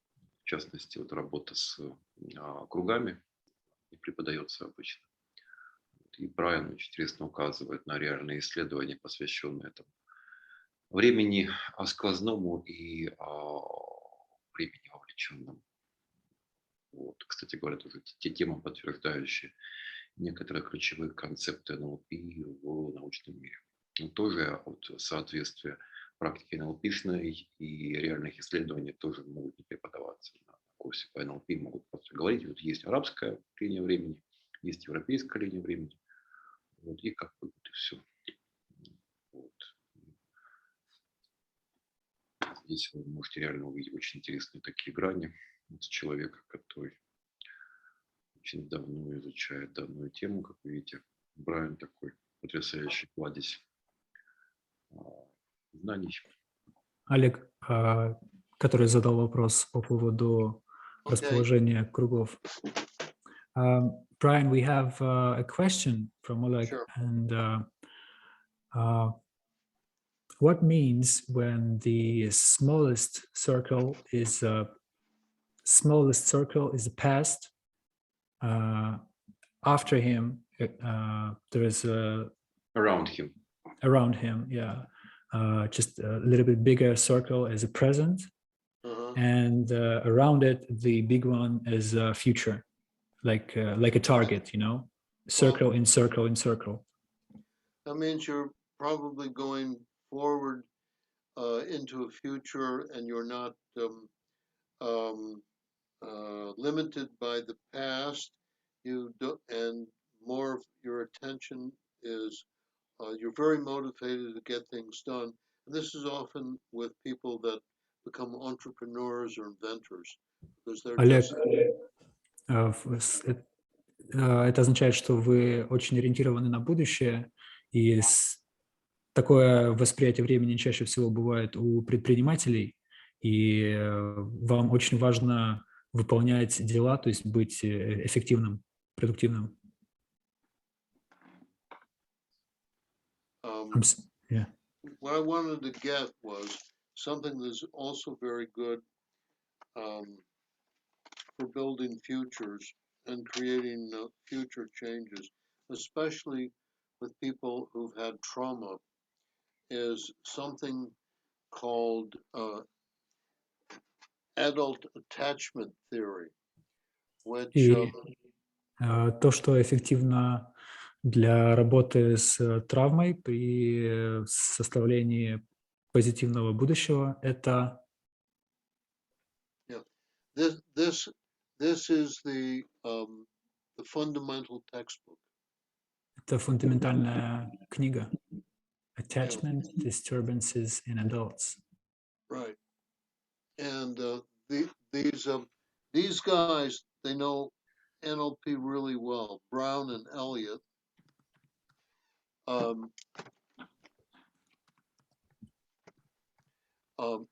Brown is a Harvard professor and also a master meditator. И два создателя этой книги, один из которых по фамилии Браун, он мастер медитации. And I got interested in it about a year ago because a great deal of their techniques were NLP techniques that I've been teaching for 40 years. Я заинтересовался ими год назад, и многие из техник, которые они преподают в медитации, очень похожи на техники NLP, которые я практикую в течение многих лет. And for about 20 years, they've done all sorts of high university research, psychology, research on it. И в течение 20 лет они провели все возможные высокоуровневые академические исследования по теме. And it uses so much NLP, you already know a lot of it. И большая часть из того, что они делали, это техники NLP. If you haven't heard about it, it's real simple. Если вы не слышали об этом, то это очень просто. If you're living alone, you don't have to worry about being attached or interacting with other people. Если вы живете один и вас не беспокоит то, что вы с кем-то взаимосвязаны или будете беспокоить других людей. But as soon as you meet another person, you have an interaction and a communication, and they call it attachment with other human beings. И как только вы встретите хотя бы одного любого человека, то возникнет некая привязанность или касание. You are who you are in relationship to other people. Вы тот, кто вы есть, только в отношении с другими людьми. So the first person you generally meet is your mother. И первый человек, которого вы видите, это ваша мать. Чаще всего. And you have a relationship that creates a style for the rest of your life.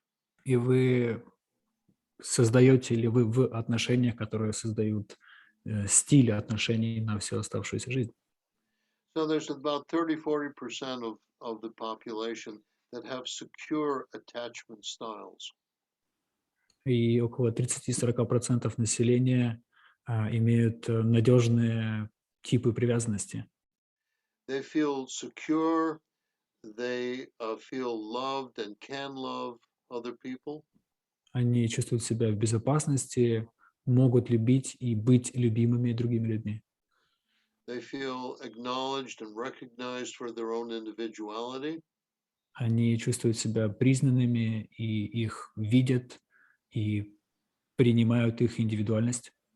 And they feel that they are being encouraged to develop their own best self. И они чувствуют, что их вдохновляют, у них есть смелость на то, чтобы развивать свое истинное «я». Now, for the other 60% of us, А другие 60% there are three major styles. есть три основных стиля, типа. One is dismissive, and you've been so hurt by your family or your relationships that you push away love. Первый тип – это отталкивающие из-за сложных отношений в семье. You are insecure, and you always try to please people because you don't want to be left. Этот тип не уверен, и он всегда хочет угодить другим, потому что хочет, чтобы его любили. Or the third type is sort of unspecified combination.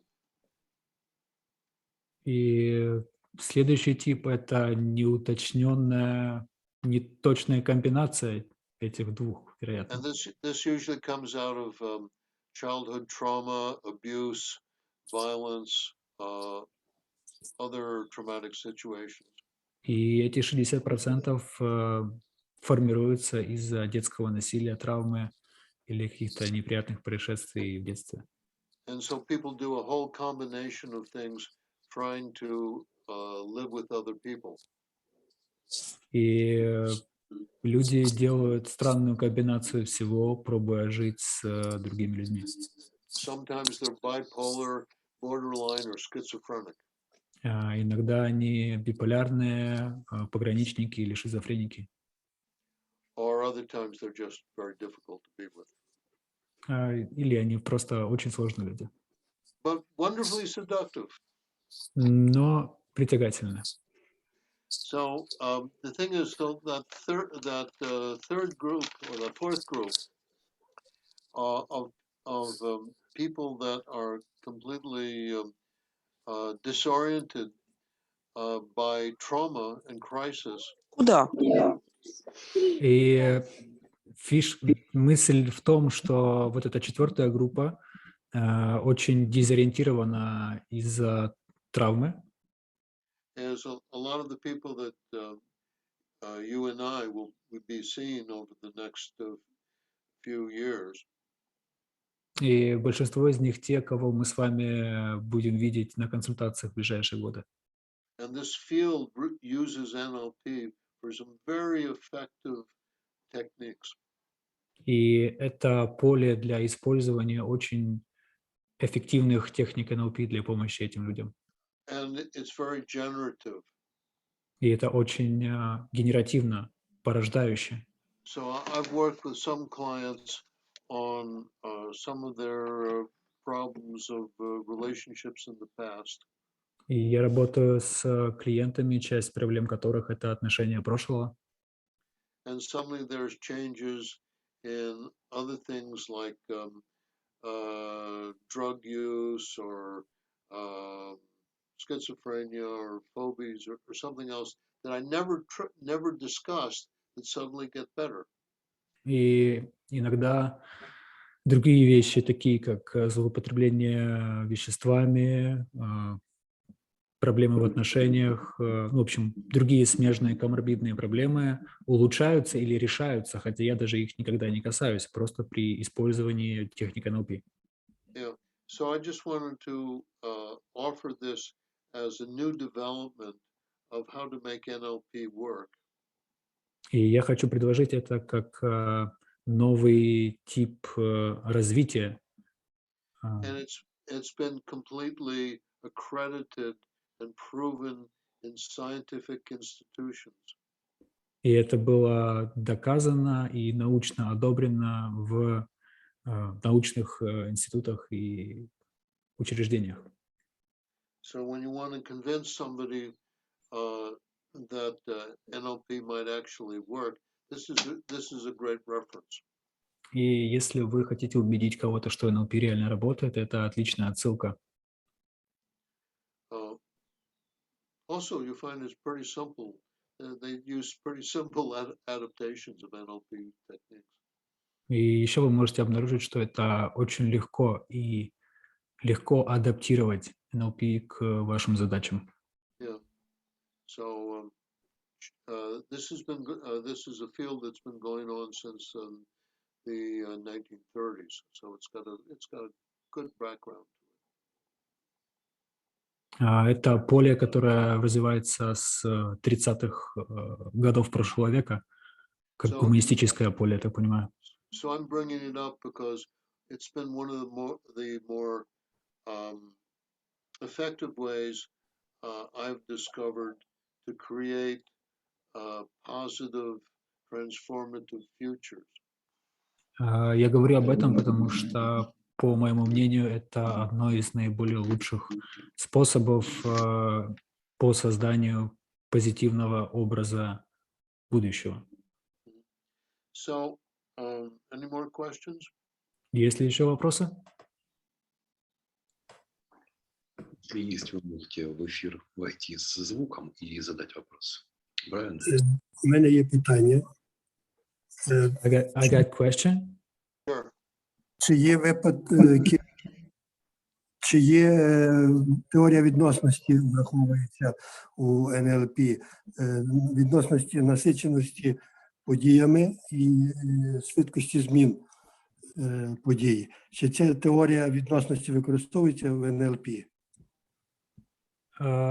Я вас трошки не зрозумів, що ви маєте на увазі. Теорія відносності у НЛП, як з фізики, у терапії? Так, фізичні, з фізики перенесення відносності часу, тобто зміна подій, швидкість подій, частота подій, чи використовується в НЛП? Спробую. Okay. Brian, we have an interesting question. It's difficult to translate, but Ivan had the question. Is in modern NLP, is there some crossing with modern physics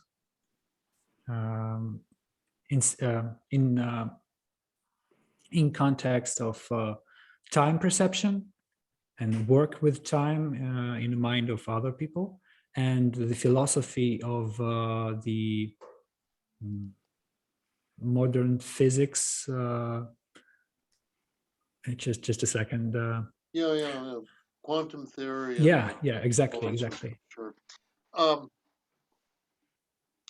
Well, you see, when they do work with neuroscience and they do brain scans and functional magnetic resonance studies, it's a matter of correlation, not causality. We know some things happen in some parts of the brain, but we don't know how it works. Іван, зараз проводяться багато досліджень на тему того, що ви спрашували, і дуже інтенсивно вивчають мозок і як працюють різні частини мозку.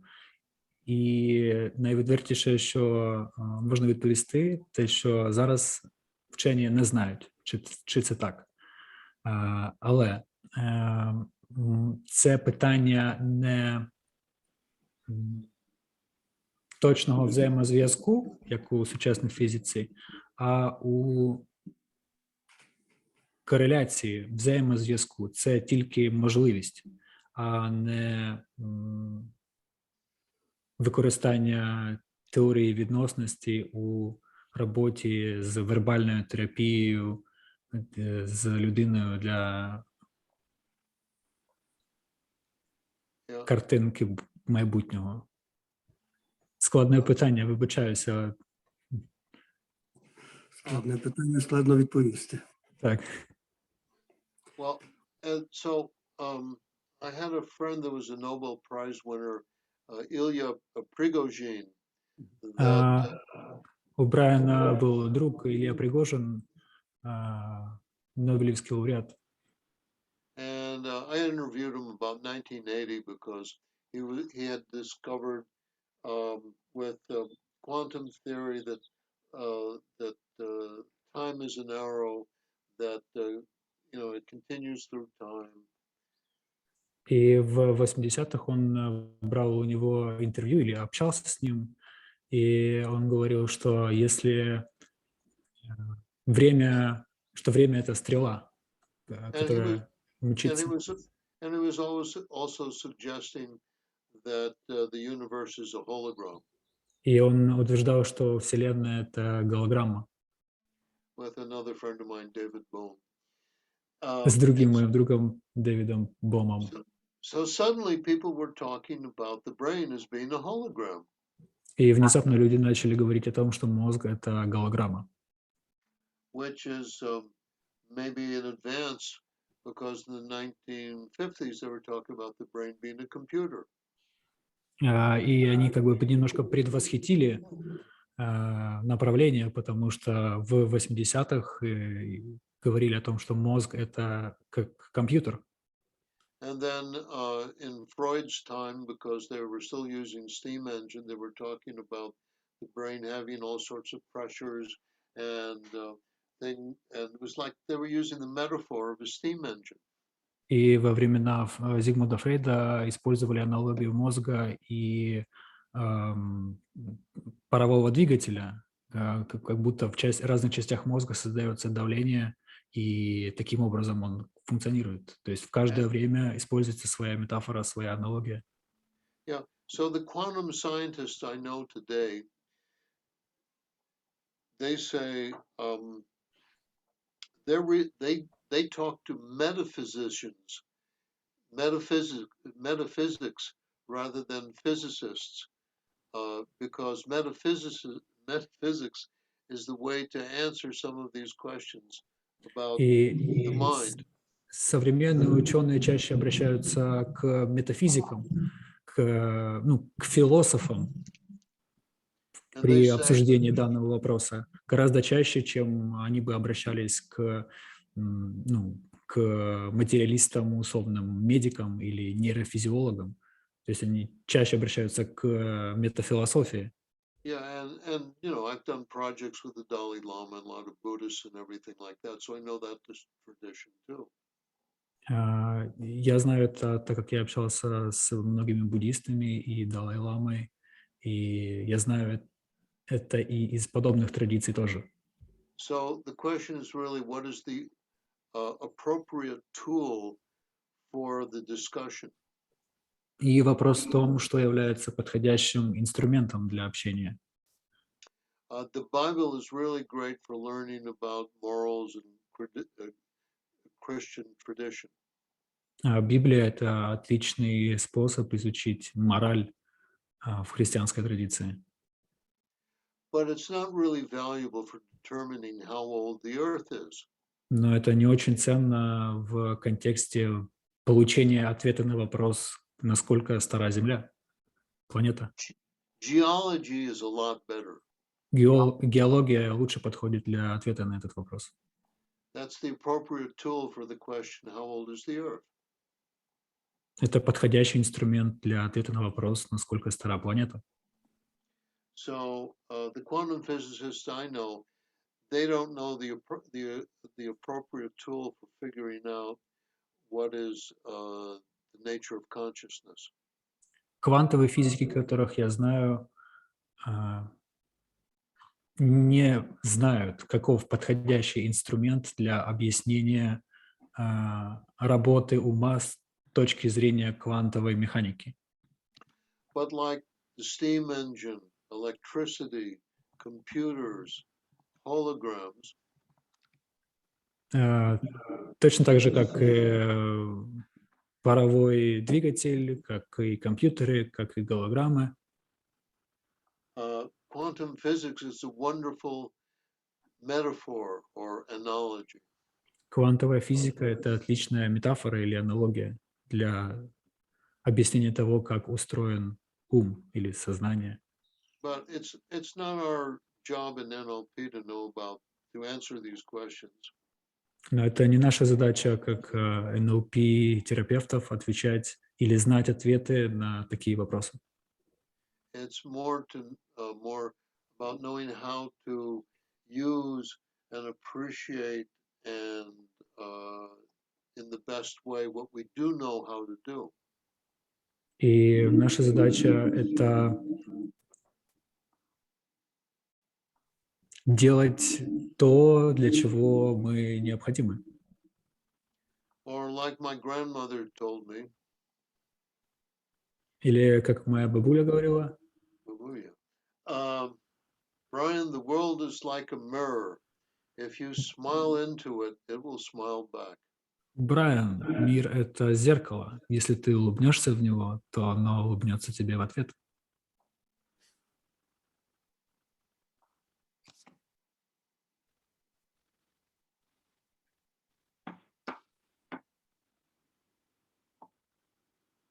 Это есть так, Иван?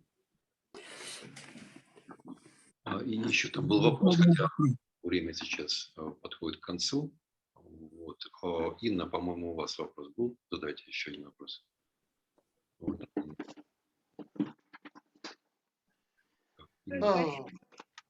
Or you need to run. Окей. Brian, Хорошо. do I have still time to ask you a question? Sure. Yeah, my question is, when I Google NLP, usually like there are poor articles which support like there is lack of research or research which was not valid, and I'm curious, that is so powerful approach NLP itself, and like why it's not that well known and well used, at least in the US, what I could see. Why is it not well used in what?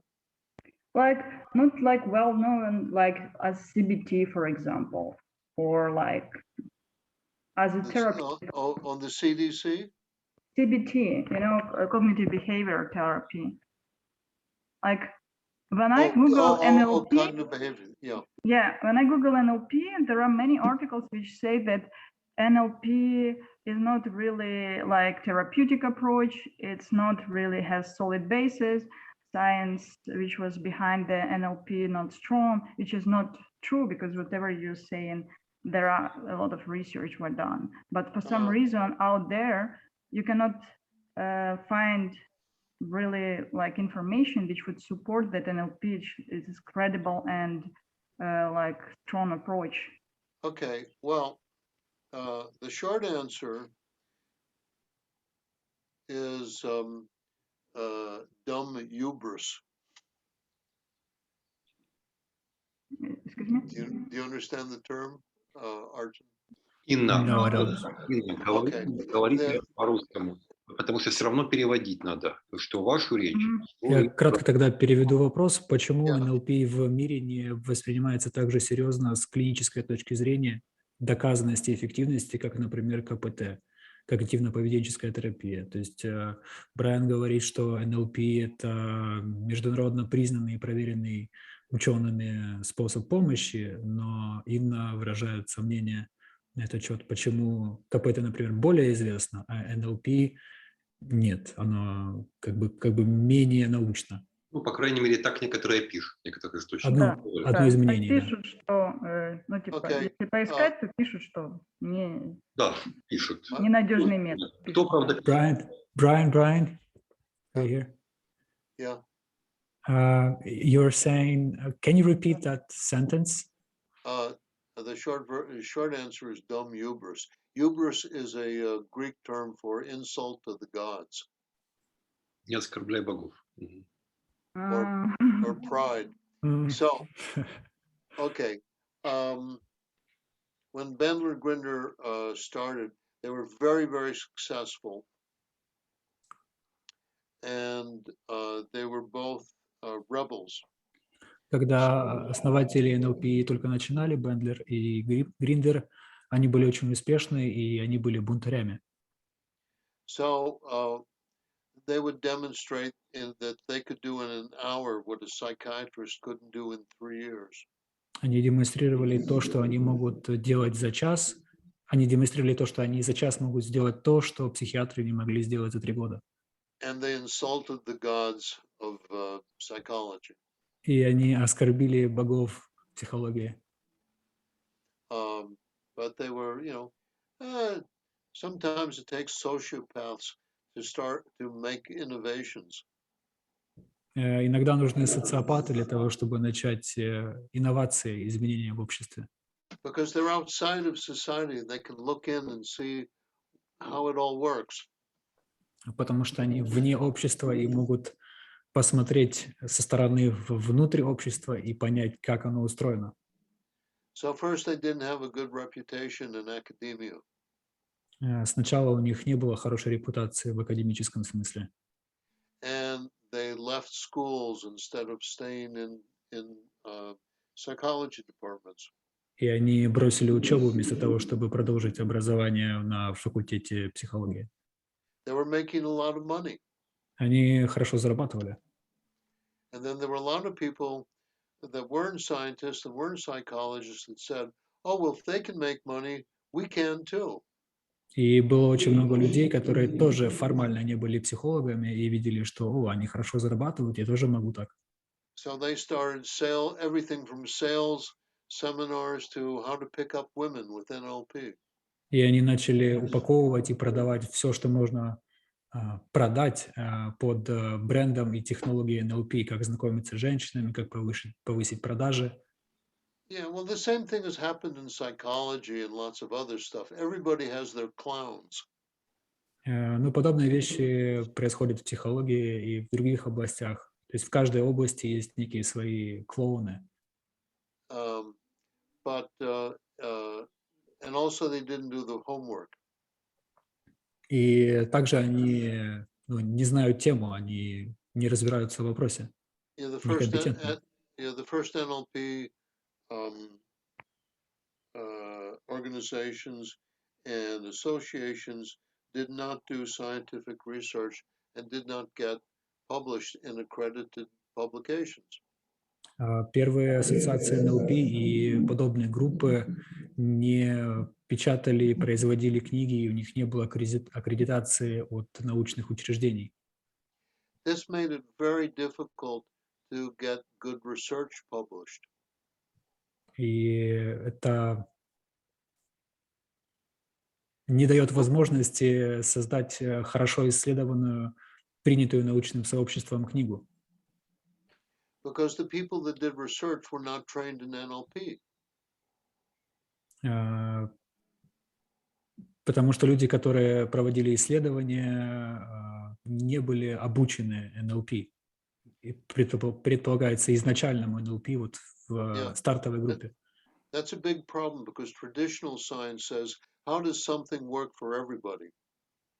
Это проблема, потому что традиционная наука говорит или отвечает на вопрос, как что-либо работает для всех. And in NLP we're saying every person is unique, and how does this one person work? А НЛП утверждает другое, что каждый человек уникален и как работает именно этот отдельно взятый человек. The war between objective and subjective reality. Война между объективной и субъективной реальностью. Okay, so I still got the problem today. Go ahead. У меня все равно есть проблема, задача на сейчас. So this Украинские беженцы. I'm working with these doctors, and I have dozens of research papers on NLP now.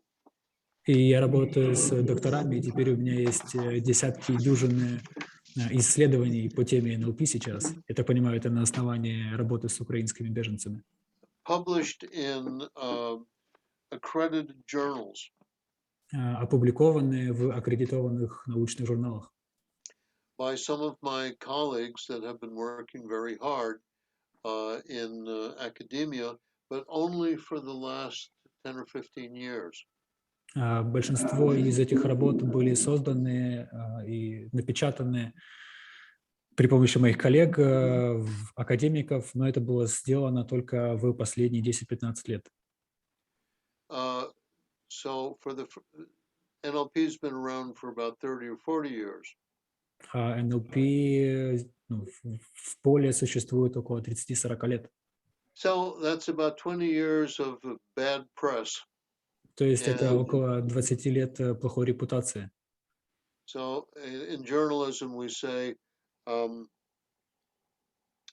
everybody reads the headlines, but nobody reads corrections. В журнализме мы говорим, что все люди читают заголовки, но никто не читает опровержения на эти заголовки. There's been a lot of psychological research about it, how first impressions last longer than it takes 10 times as many examples to change first impressions. Есть множество психологических исследований о том, что первое впечатление очень сильно влияет, и чтобы его поменять, необходимо приложить приблизительно в 10 раз больше усилий, чтобы изменить первоначальное мнение. Yeah, where sometimes a reputation is made with one example. И иногда репутация делается лишь при помощи одного примера. So this is what I call a two-beer question. To beer? Yeah. Это то, что я называю вопрос для двух пива. You see, you and I have to go to a bar, and you get one beer in front of you and one beer after me, and then we can talk for the rest of the night. Инна, вас, похоже, предлагают в бар, предлагают посетить совместное питейное заведение, чтобы Брайан объяснил вам разницу, когда вы будете пить пиво вместе. So if you come to Paris, I'll buy you a beer. Ну, вы поняли. Okay, got it. Thank you. It's close me toad. Спасибо, Брайан, большое за такой комментарий, потому что действительно, как в Украине, так и в России существует некоторое весьма предубежденное мнение, что НЛП – это что-то о какой-то грязной манипуляции и ненаучно, и его практикуют некоторые мошенники. А вот когнитивно-поведенческая терапия – это очень научный вид деятельности. Thank you, Brian, because in Ukraine we have this public opinion that NLP is close to manipulative things, Sure. something non-academic, in the verses with CBT is a more like more scientific, more clinical approved way to help others. Thank you for this information and for your job in making NLP more scientifically approved in the world. Well, all you have to do, what I recommend you do, is what has been done for the last 30 years. Whenever I certified a practitioner or master practitioner, I said, go out into the world and use all these tools. Я рекомендую вам всем то же, что я рекомендую своим студентам, которые получили степень мастера в НЛП. Иди в этот большой и широкий мир и покажи, чему ты научился на самом деле. But never call it NLP. Но никогда не называй это НЛП. Call it cognitive behavioral therapy. Называй это когнитивно-поведенческая терапия. Call it EMDR. Называй это ДПДГ. Call it adult attachment theory. Называй это теорией привязанностей. Not visualization. Can you repeat? Not hypnosis, but focus orientated visualization.